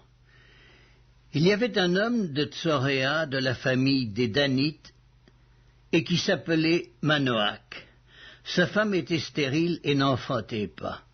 Un ange de l'Éternel apparut à la femme et lui dit « Voici, tu es stérile et tu n'as point d'enfant, tu deviendras enceinte et tu enfanteras un fils. Maintenant, prends bien garde, ne bois ni vin ni liqueur forte, et ne mange rien d'impur, car tu vas devenir enceinte, et tu enfanteras un fils. Le rasoir ne passera point sur sa tête, parce que cet enfant sera consacré à Dieu dès le ventre de sa mère, et ce sera lui qui commencera à délivrer Israël de la main des Philistins. » La femme alla dire à son mari, « Un homme de Dieu est venu vers moi, et il avait l'aspect d'un ange de Dieu, un aspect redoutable.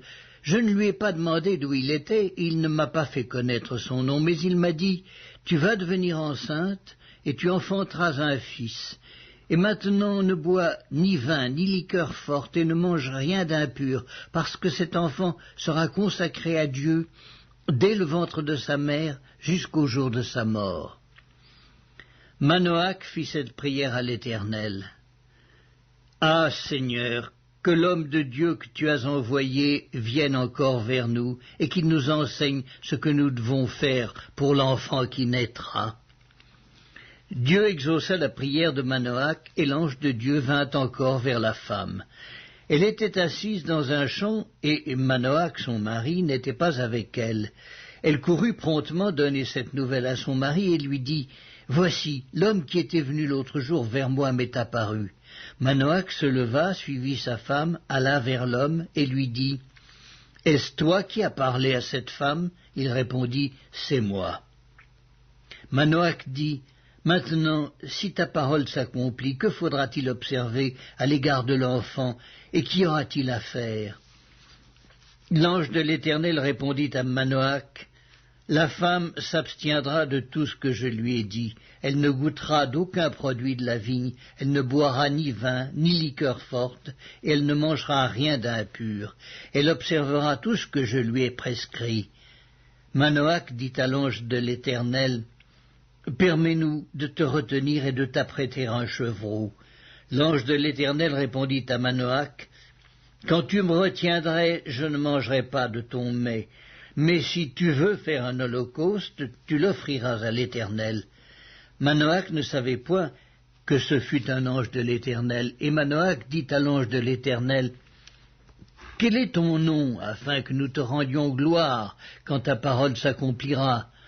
L'ange de l'Éternel lui répondit, « Pourquoi demandes-tu mon nom? Il est merveilleux. » Manoach prit le chevreau et l'offrande, et fit un sacrifice à l'Éternel sur le rocher. Il s'opéra un prodige pendant que Manoach et sa femme regardaient. Comme la flamme montait de dessus l'autel vers le ciel, l'ange de l'Éternel monta dans la flamme de l'autel. À cette vue, Manoach et sa femme tombèrent la face contre terre. L'ange de l'Éternel n'apparut plus à Manoach et à sa femme. Alors Manoach comprit que c'était l'ange de l'Éternel. Et il dit à sa femme, « Nous allons mourir, car nous avons vu Dieu. » Sa femme lui répondit, « Si l'Éternel eût voulu nous faire mourir, il n'aurait pas pris de nos mains l'holocauste et l'offrande, il ne nous aurait pas fait voir tout cela, et il ne nous aurait pas maintenant fait entendre pareille chose. » La femme enfanta un fils et lui donna le nom de Samson. L'enfant grandit, et l'Éternel le bénit. Et l'esprit de l'Éternel commença à l'agiter à Machanédan, entre Tsoréa et Eshtaol. Le livre des Juges, chapitre 14.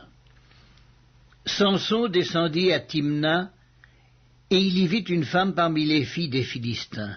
Lorsqu'il fut remonté, il le déclara à son père et à sa mère, et il dit, « J'ai vu à Timna une femme parmi les filles des Philistins, prenez-la maintenant pour ma femme. » Son père et sa mère lui dirent, « N'y a-t-il point de femme parmi les filles de tes frères et dans tout notre peuple, que tu ailles prendre une femme chez les Philistins qui sont incirconcis ?» Et Samson dit à son père, « Prends-la pour moi, car elle me plaît. » Son père et sa mère ne savaient pas que cela venait de l'Éternel, car Samson cherchait une occasion de dispute de la part des Philistins. En ce temps-là, les Philistins dominaient sur Israël. Samson descendit avec son père et sa mère à Timna. Lorsqu'ils arrivèrent aux vignes de Timna, voici, un jeune lion rugissant vint à sa rencontre. L'esprit de l'Éternel saisit Samson, et sans avoir rien à la main, Samson déchira le lion comme on déchire un chevreau. Il ne dit point à son père et à sa mère ce qu'il avait fait. Il descendit et parla à la femme, et elle lui plut. Quelque temps après, il se rendit de nouveau à Timna pour la prendre, et se détourna pour voir le cadavre du lion. Et voici, il y avait un essaim d'abeilles et du miel dans le corps du lion. Il prit entre ses mains le miel dont il mangea pendant la route. Et lorsqu'il fut arrivé près de son père et de sa mère, il leur en donna, et ils en mangèrent. Mais il ne leur dit pas qu'il avait pris ce miel dans le corps du lion. Le père de Samson descendit chez la femme. Et là, Samson fit un festin, car c'était la coutume des jeunes gens. Dès qu'on le vit, on invita 30 compagnons qui se tinrent avec lui. Samson leur dit, « Je vais vous proposer une énigme. Si vous me l'expliquez pendant les 7 jours du festin, et si vous la découvrez, je vous donnerai 30 chemises et 30 vêtements de rechange. Mais si vous ne pouvez pas me l'expliquer, ce sera vous qui me donnerez 30 chemises et 30 vêtements de rechange. » Ils lui dirent, « Propose ton énigme et nous l'écouterons. » Et il leur dit, « De celui qui mange est sorti ce qui se mange, et du fort est sorti le doux. » Pendant 3 jours, ils ne purent expliquer l'énigme. Le 7e jour, ils dirent à la femme de Samson, « Persuade à ton mari de nous expliquer l'énigme, sinon nous te brûlerons, toi et la maison de ton père. C'est pour nous dépouiller que vous nous avez invités, n'est-ce pas ?» La femme de Samson pleurait auprès de lui et disait, « Tu n'as pour moi que de la haine et tu ne m'aimes pas. Tu as proposé une énigme aux enfants de mon peuple et tu ne me l'as point expliquée. » Et il lui répondait, « Je ne l'ai expliqué ni à mon père ni à ma mère. Est-ce à toi que je l'expliquerai ?» Elle pleura auprès de lui pendant les 7 jours que dura leur festin. Et le 7e jour, il la lui expliqua, car elle le tourmentait. Et elle donna l'explication de l'énigme aux enfants de son peuple. Les gens de la ville dirent à Samson le 7e jour avant le coucher du soleil, « Quoi de plus doux que le miel, et quoi de plus fort que le lion ?» Et il leur dit, « Si vous n'aviez pas labouré avec ma génisse, vous n'auriez pas découvert mon énigme. » L'Esprit de l'Éternel le saisit et il descendit à Ascalon. Il y tua 30 hommes, prit leurs dépouilles et donna les vêtements de rechange à ceux qui avaient expliqué l'énigme. Il était enflammé de colère et il monta à la maison de son père. Sa femme fut donnée à l'un de ses compagnons avec lequel il était lié. Le livre des Juges, chapitre 15. Quelque temps après, à l'époque de la moisson des blés, Samson alla voir sa femme et lui porta un chevreau. Il dit, « Je veux entrer vers ma femme dans sa chambre. » Mais le père de sa femme ne lui permit pas d'entrer. « J'ai pensé, dit-il, que tu avais pour elle de la haine et je l'ai donnée à ton compagnon. Est-ce que sa jeune sœur n'est pas plus belle qu'elle? Prends-la donc à sa place. » Samson leur dit, « Cette fois, je ne serai pas coupable envers les Philistins si je leur fais du mal. » Samson s'en alla, il attrapa 300 renards et prit des flambeaux, puis il tourna queue contre queue et mit un flambeau entre 2 queues au milieu. Il alluma les flambeaux, lâcha les renards dans les blés des Philistins et embrasa les tas de gerbes, le blé sur pied et jusqu'aux plantations d'oliviers. Les Philistins dirent, « Qui a fait cela ?» On répondit, « Samson, le gendre du Timnien, parce que celui-ci lui a pris sa femme et l'a donnée à son compagnon. » Et les Philistins montèrent et ils la brûlèrent, elle et son père. Samson leur dit, « Est-ce ainsi que vous agissez? Je ne cesserai qu'après m'être vengé de vous. » Il les battit rudement, dos et ventre, puis il descendit et se retira dans la caverne du rocher d'Étam. Alors les Philistins se mirent en marche, campèrent en Juda et s'étendirent jusqu'à Léchi. Les hommes de Juda dirent, « Pourquoi êtes-vous montés contre nous ?» Ils répondirent, « Nous sommes montés pour lier Samson, afin de le traiter comme il nous a traités. » Sur quoi 3000 hommes de Juda descendirent à la caverne du rocher d'Étam et dirent à Samson, « Ne sais-tu pas que les Philistins dominent sur nous? Que nous as-tu donc fait ?» Il leur répondit, « Je les ai traités comme ils m'ont traité. »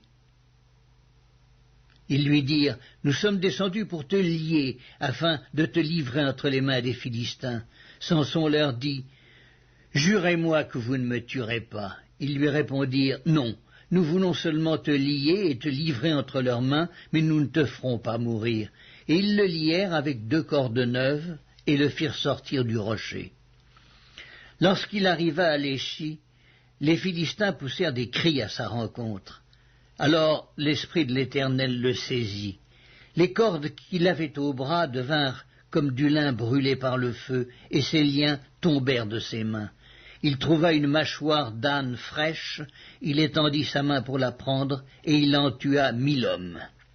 Et Samson dit, « Avec une mâchoire d'âne, un monceau, 2 monceaux, avec une mâchoire d'âne, j'ai tué 1000 hommes. » Quand il eut achevé de parler, il jeta de sa main la mâchoire, et l'on appela ce lieu Ramath-Léchi. Pressé par la soif, il invoqua l'Éternel et dit, « C'est toi qui as permis par la main de ton serviteur cette grande délivrance. Et maintenant, mourrai-je de soif et tomberai-je entre les mains des incirconcis ?» Dieu fendit la cavité du rocher qui est à l'échis, et il en sortit de l'eau. Samson but, son esprit se ranima, et il reprit vie. C'est de là qu'on a appelé cette source Enakoré.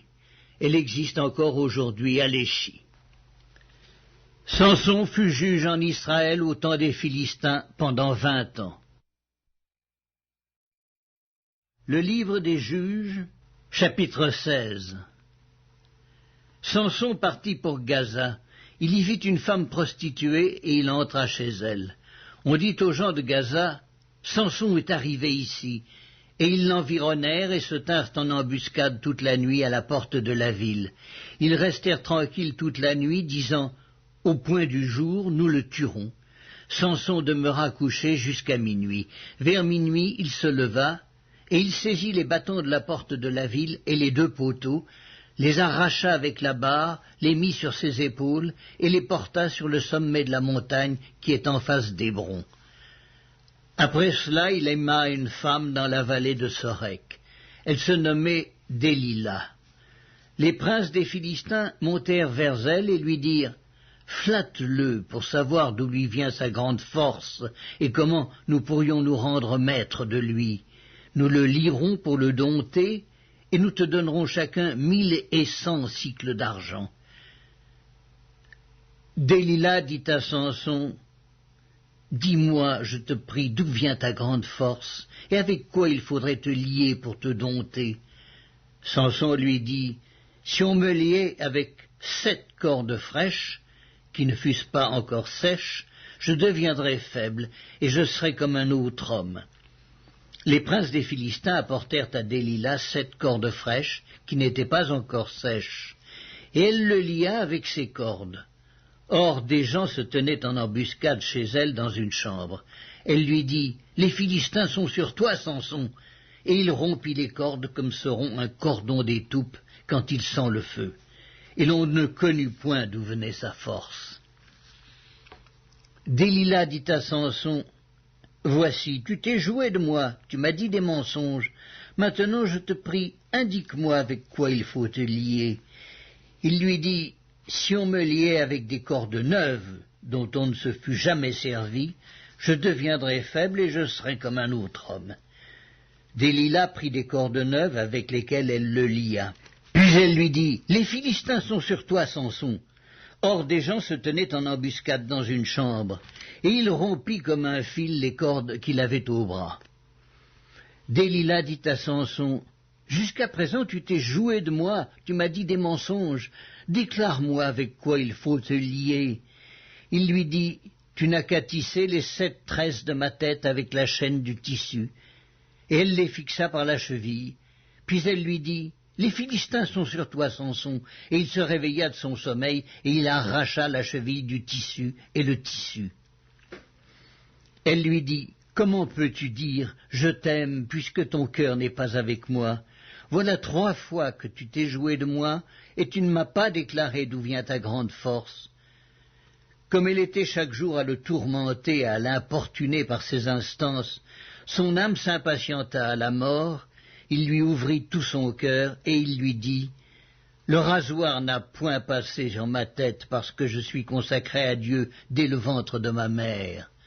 Si j'étais rasé, ma force m'abandonnerait, je deviendrais faible, et je serais comme tout autre homme. » Délila, voyant qu'il lui avait ouvert tout son cœur, envoya appeler les princes des Philistins et leur fit dire, « Montez, cette fois, car il m'a ouvert tout son cœur. » Et les princes des Philistins montèrent vers elle et apportèrent l'argent dans leurs mains. Elle l'endormit sur ses genoux. Et ayant appelé un homme, elle rasa les 7 tresses de la tête de Samson et commença ainsi à le dompter. Il perdit sa force. Elle dit alors, « Les Philistins sont sur toi, Samson. » Et il se réveilla de son sommeil et dit, « Je m'en tirerai comme les autres fois et je me dégagerai. » Il ne savait pas que l'Éternel s'était retiré de lui. Les Philistins le saisirent et lui crevèrent les yeux. Ils le firent descendre à Gaza et le lièrent avec des chaînes d'airain. Ils tournaient la meule dans la prison. Cependant, les cheveux de sa tête recommencèrent à croître depuis qu'il avait été rasé. Or les princes des Philistins s'assemblèrent pour offrir un grand sacrifice à Dagon, leur dieu, et pour se réjouir. Ils disaient, « Notre Dieu a livré entre nos mains Samson, notre ennemi. » Et quand le peuple le vit, ils célébrèrent leur Dieu en disant, « Notre Dieu a livré entre nos mains notre ennemi, celui qui ravageait notre pays et qui multipliait nos morts. » Dans la joie de leur cœur, ils dirent, « Qu'on appelle Samson et qu'il nous divertisse. » Ils firent sortir Samson de la prison, et il joua devant eux. Ils le placèrent entre les colonnes, et Samson dit au jeune homme qui le tenait par la main, « Laisse-moi, afin que je puisse toucher les colonnes sur lesquelles repose la maison et m'appuyer contre elles. » La maison était remplie d'hommes et de femmes.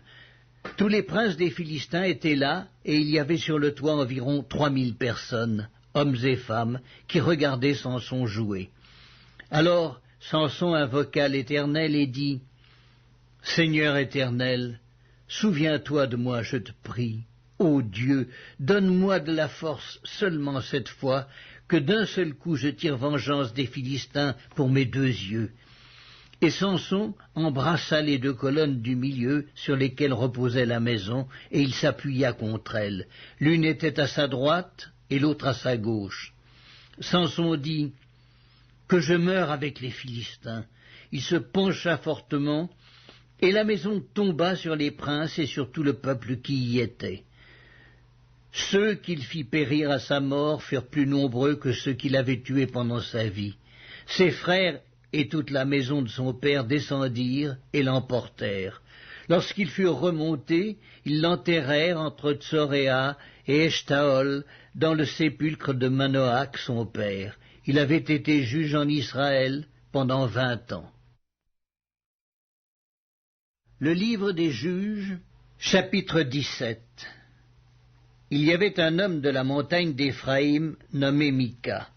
Il dit à sa mère, « Les 1100 cycles d'argent qu'on t'a pris et pour lesquels tu as fait des imprécations même à mes oreilles, voici, cet argent est entre mes mains, c'est moi qui l'avais pris. » Et sa mère dit, « Béni soit mon fils par l'Éternel. » Il rendit à sa mère les 1100 cycles d'argent, et sa mère dit, « Je consacre de ma main cet argent à l'Éternel, afin d'en faire pour mon fils une image taillée et une image en fonte, et c'est ainsi que je te le rendrai. » Il rendit à sa mère l'argent.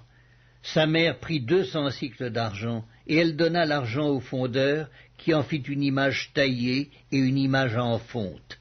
On les plaça dans la maison de Mika. Ce Mika avait une maison de Dieu. Il fit un éphod et des téraphim, et il consacra l'un de ses fils qui lui servit de prêtre. En ce temps-là, il n'y avait point de roi en Israël. Chacun faisait ce qui lui semblait bon. Il y avait un jeune homme de Bethléem de Juda, de la famille de Juda. Il était lévite, et il séjournait là. Cet homme partit de la ville de Bethléem de Juda pour chercher une demeure qui lui convint. En poursuivant son chemin, il arriva dans la montagne d'Éphraïm jusqu'à la maison de Mika. Mika lui dit, « D'où viens-tu » Il lui répondit, « Je suis lévite de Bethléem de Juda, et je voyage pour chercher une demeure qui me convienne. » Mika lui dit, « Reste avec moi, tu me serviras de père et de prêtre, et je te donnerai 10 cycles d'argent par année, les vêtements dont tu auras besoin, et ton entretien. » Et le Lévite entra. Il se décida ainsi à rester avec cet homme qui regarda le jeune homme comme l'un de ses fils. Mika consacra le Lévite, et ce jeune homme lui servit de prêtre et demeura dans sa maison. Et Mika dit, « Maintenant je sais que l'Éternel me fera du bien, puisque j'ai ce Lévite pour prêtre. » Le livre des Juges, chapitre 18. En ce temps-là, il n'y avait point de roi en Israël, et la tribu des Danites se cherchait une possession pour s'établir, car jusqu'à ce jour il ne lui était point échu d'héritage au milieu des tribus d'Israël. Les fils de Dan prirent sur eux tous, parmi leurs familles, 5 hommes vaillants, qu'ils envoyèrent de Tsoréa et d'Eshtaol pour explorer le pays et pour l'examiner. Ils leur dirent « Allez, examinez le pays ». Ils arrivèrent dans la montagne d'Éphraïm jusqu'à la maison de Mika et y passèrent la nuit. Comme ils étaient près de la maison de Mika, ils reconnurent la voix du jeune Lévite, s'approchèrent et lui dirent « Qui t'a amené ici? Que fais-tu dans ce lieu et qu'as-tu ici ?»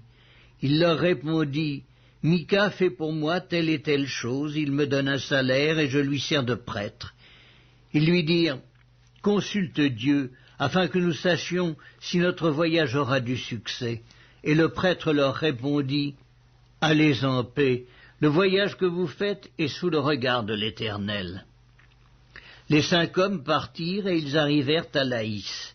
Ils virent le peuple qui y était vivant en sécurité à la manière des Sidoniens, tranquille et sans inquiétude. Il n'y avait dans le pays personne qui leur fît le moindre outrage en dominant sur eux.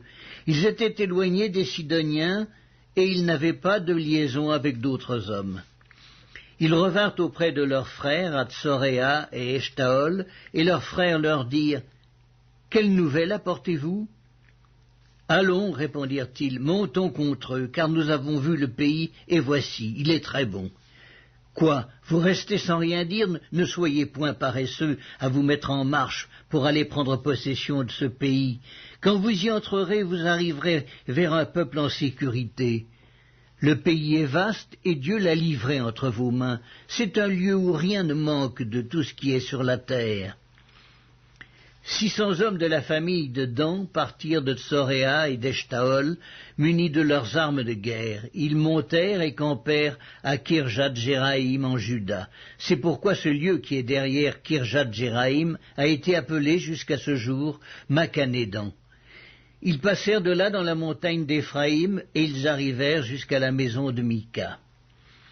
Alors les 5 hommes qui étaient allés explorer le pays de Laïs prirent la parole et dirent à leurs frères « Savez-vous qu'il y a dans ces maisons-là un éphod, des téraphim, une image taillée et une image en fonte?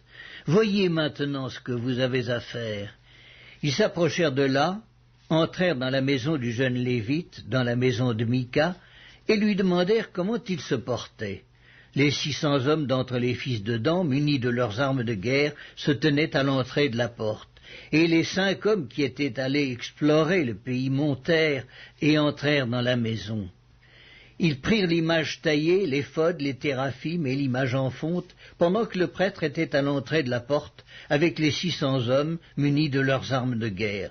Lorsqu'ils furent entrés dans la maison de Mika et qu'ils eurent pris l'image taillée, l'éphod, les téraphim et l'image en fonte, le prêtre leur dit « Que faites-vous » Ils lui répondirent « Tais-toi, mets ta main sur ta bouche et viens avec nous, tu nous serviras de père et de prêtre. Vaut-il mieux que tu serves de prêtre à la maison d'un seul homme ou que tu serves de prêtre à une tribu ou à une famille en Israël ?»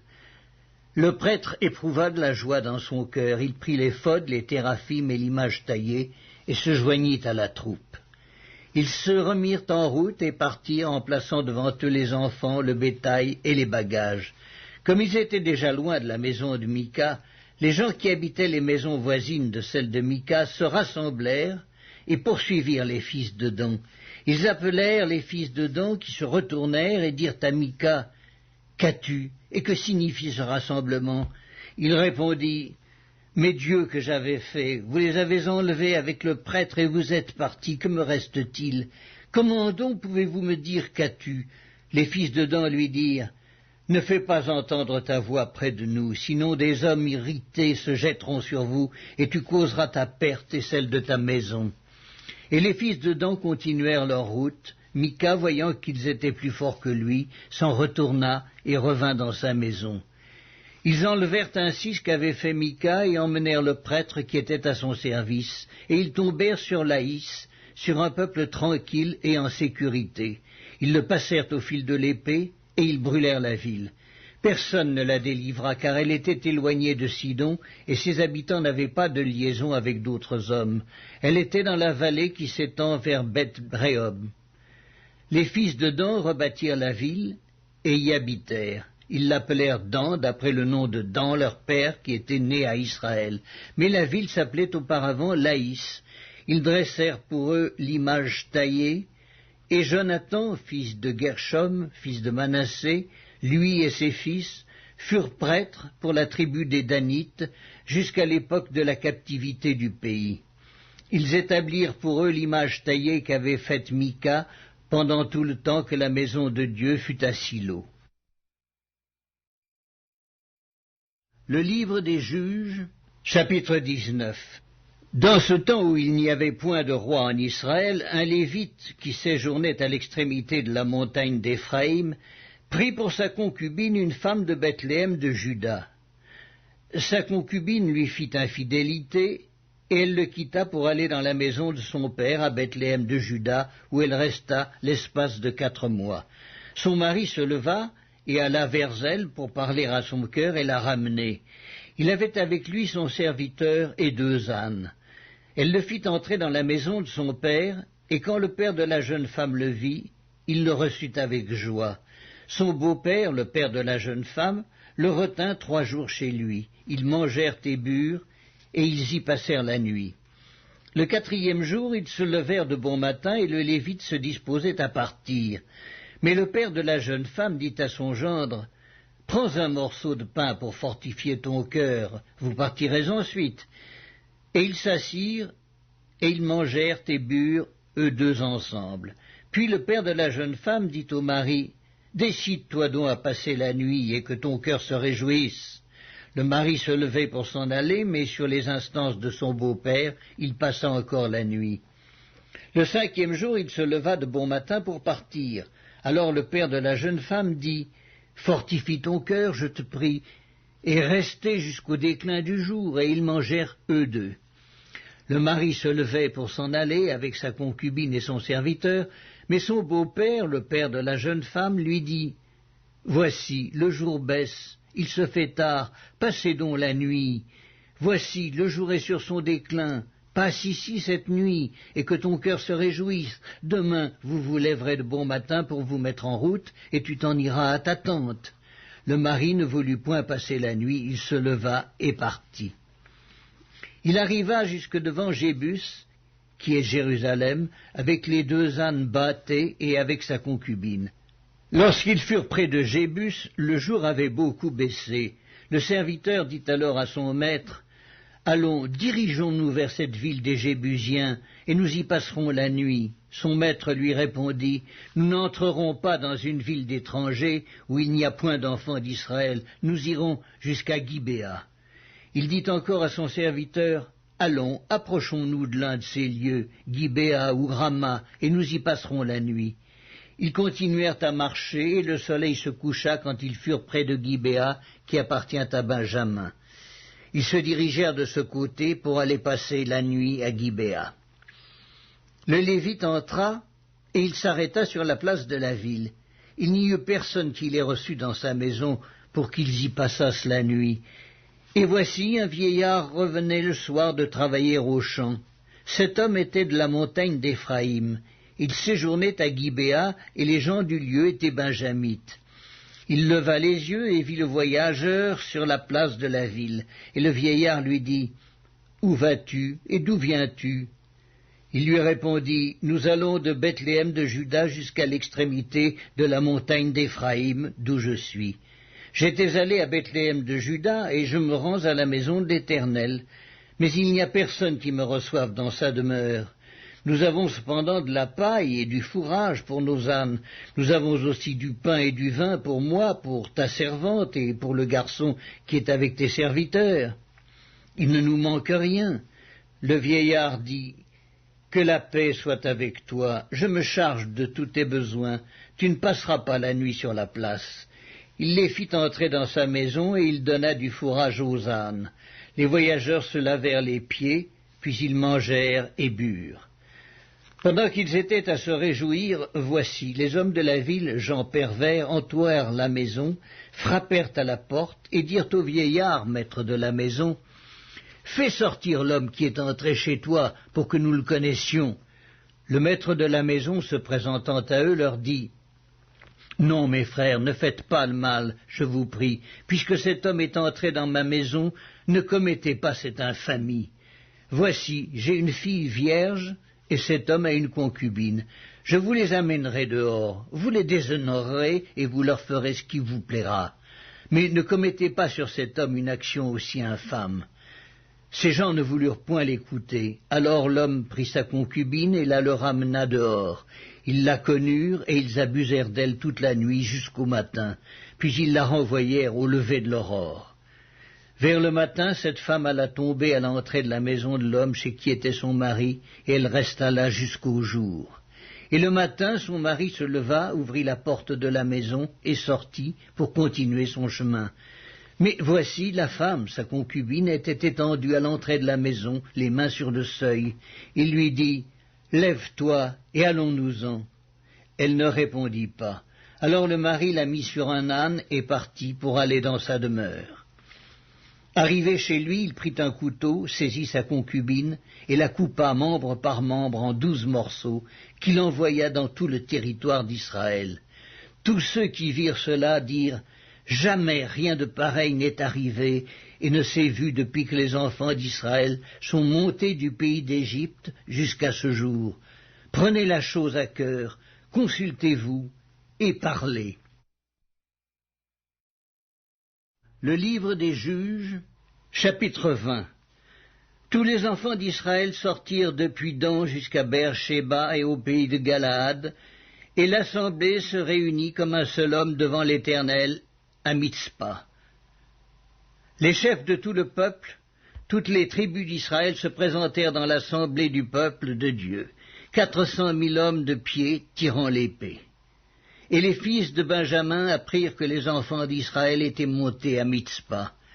Les enfants d'Israël dirent « Parlez, comment ce crime a-t-il été commis ?»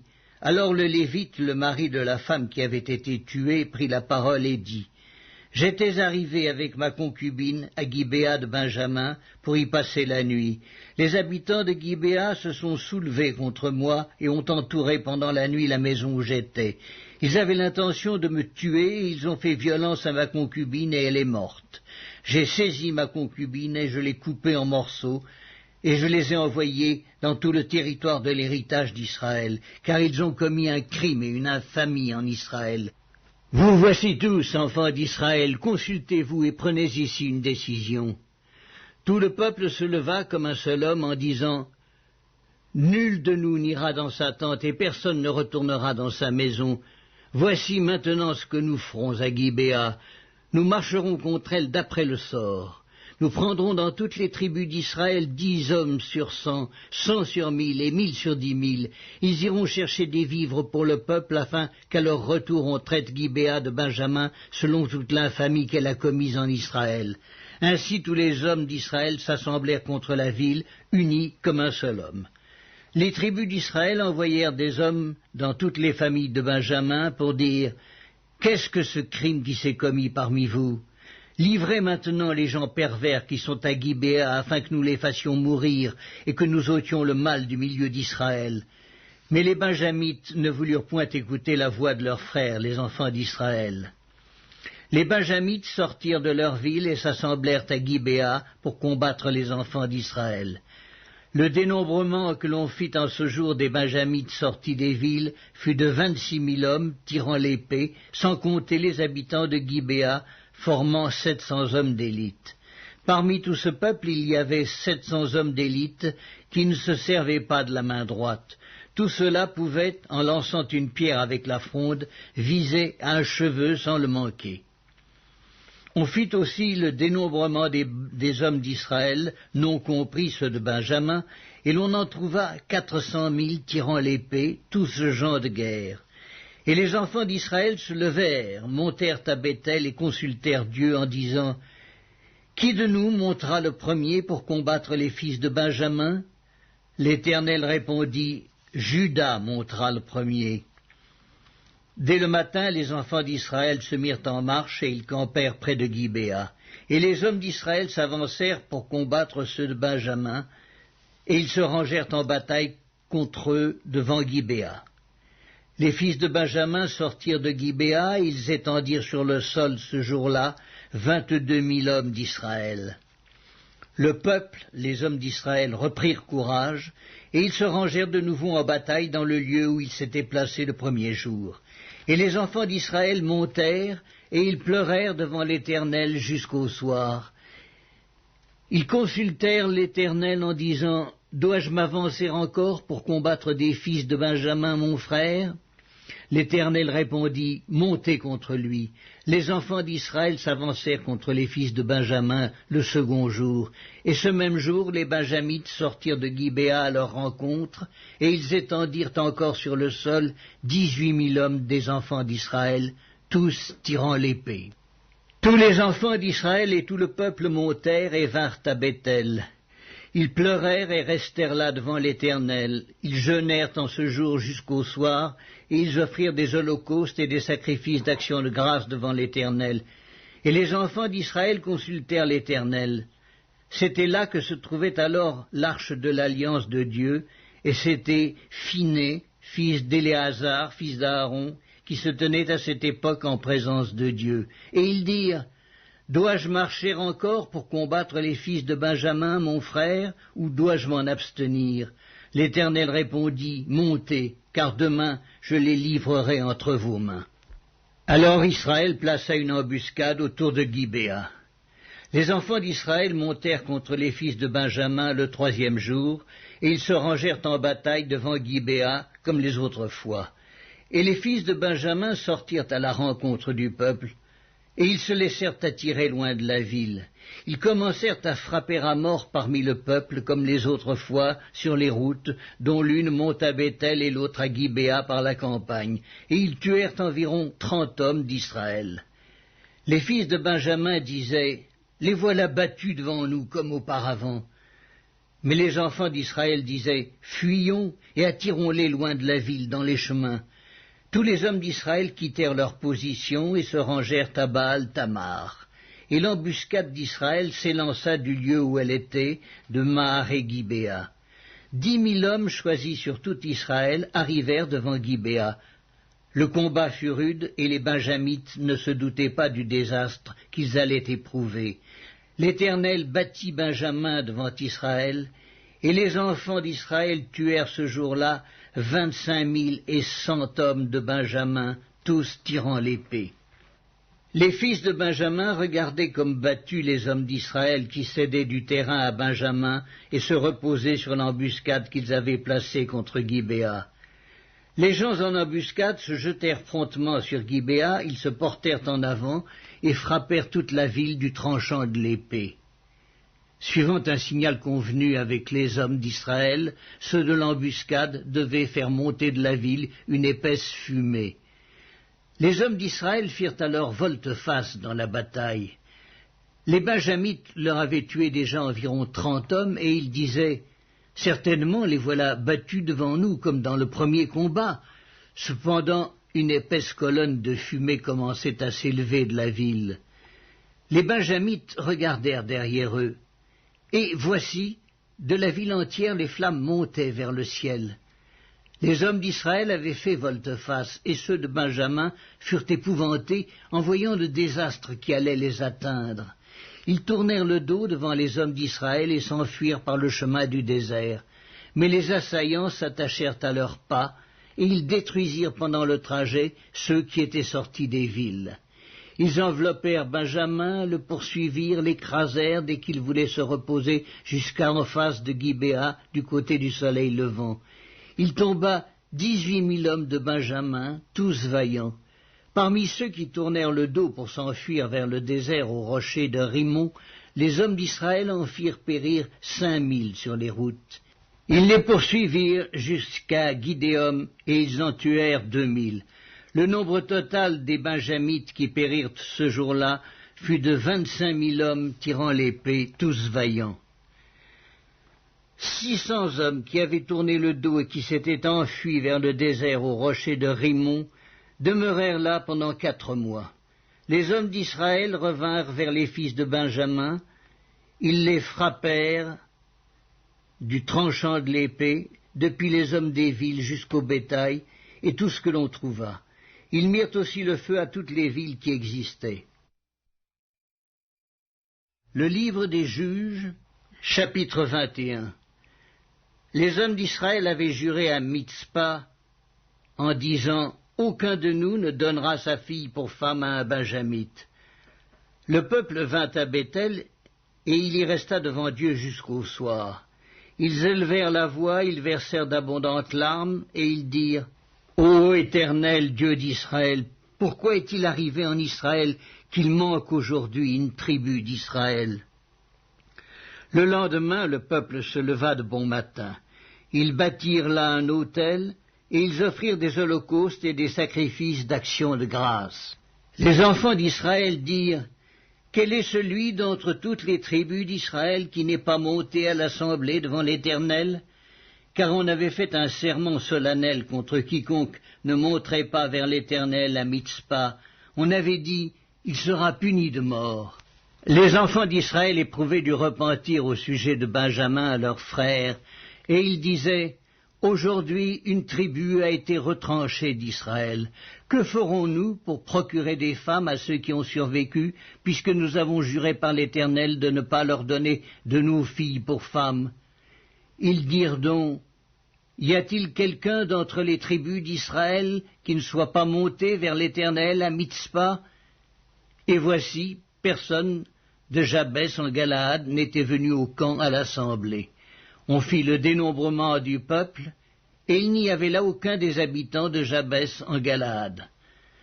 Alors l'assemblée envoya contre eux 12 000 soldats en leur donnant cet ordre. Allez et frappez du tranchant de l'épée les habitants de Jabès en Galaad, avec les femmes et les enfants. Voici ce que vous ferez. Vous dévouerez par interdit tout mâle et toute femme qui a connu la couche d'un homme. Ils trouvèrent parmi les habitants de Jabès en Galaad 400 jeunes filles vierges qui n'avaient point connu d'homme en couchant avec lui, et ils les amenèrent dans le camp à Silo, qui est au pays de Canaan. Toute l'assemblée envoya des messagers pour parler aux fils de Benjamin qui étaient au rocher de Rimon et pour leur annoncer la paix. En ce temps-là, les Benjamites revinrent et on leur donna les femmes à qui on avait laissé la vie parmi les femmes de Jabès en Galaad. Mais il n'y en avait pas assez pour eux. Le peuple éprouvait du repentir au sujet de Benjamin, car l'Éternel avait fait une brèche dans les tribus d'Israël. Les anciens de l'assemblée dirent « Que ferons-nous pour procurer des femmes à ceux qui restent, puisque les femmes de Benjamin ont été détruites ?» Et ils dirent « Que les réchappés de Benjamin conservent leur héritage, afin qu'une tribu ne soit pas effacée d'Israël. Mais nous ne pouvons pas leur donner de nos filles pour femmes, car les enfants d'Israël ont juré en disant « Maudit soit celui qui donnera une femme à un benjamite. » Et ils dirent « Voici, il y a chaque année une fête de l'Éternel à Silo, qui est au nord de Béthel, à l'orient de la route qui monte de Béthel à Sichem, et au midi de Lébona. » Puis ils donnèrent cet ordre aux fils de Benjamin. « Allez, et placez-vous en embuscade dans les vignes. Vous regarderez, et voici, lorsque les filles de Silo sortiront pour danser, vous sortirez des vignes, vous enlèverez chacun une des filles de Silo pour en faire votre femme, et vous vous en irez dans le pays de Benjamin. Si leur père ou leurs frères viennent se plaindre auprès de nous, nous leur dirons « Accordez-les-nous, car nous n'avons pas pris une femme pour chacun dans la guerre. » Ce n'est pas vous qui les leur avez donnés, en ce cas vous seriez coupables. Ainsi firent les fils de Benjamin. Ils prirent des femmes selon leur nombre parmi les danseuses qu'ils enlevèrent, puis ils partirent et retournèrent dans leur héritage. Ils rebâtirent les villes et y habitèrent. Et dans le même temps, les enfants d'Israël s'en allèrent de là, chacun dans sa tribu et dans sa famille. Ils retournèrent chacun dans son héritage. En ce temps-là, il n'y avait point de roi en Israël, chacun faisait ce qui lui semblait bon.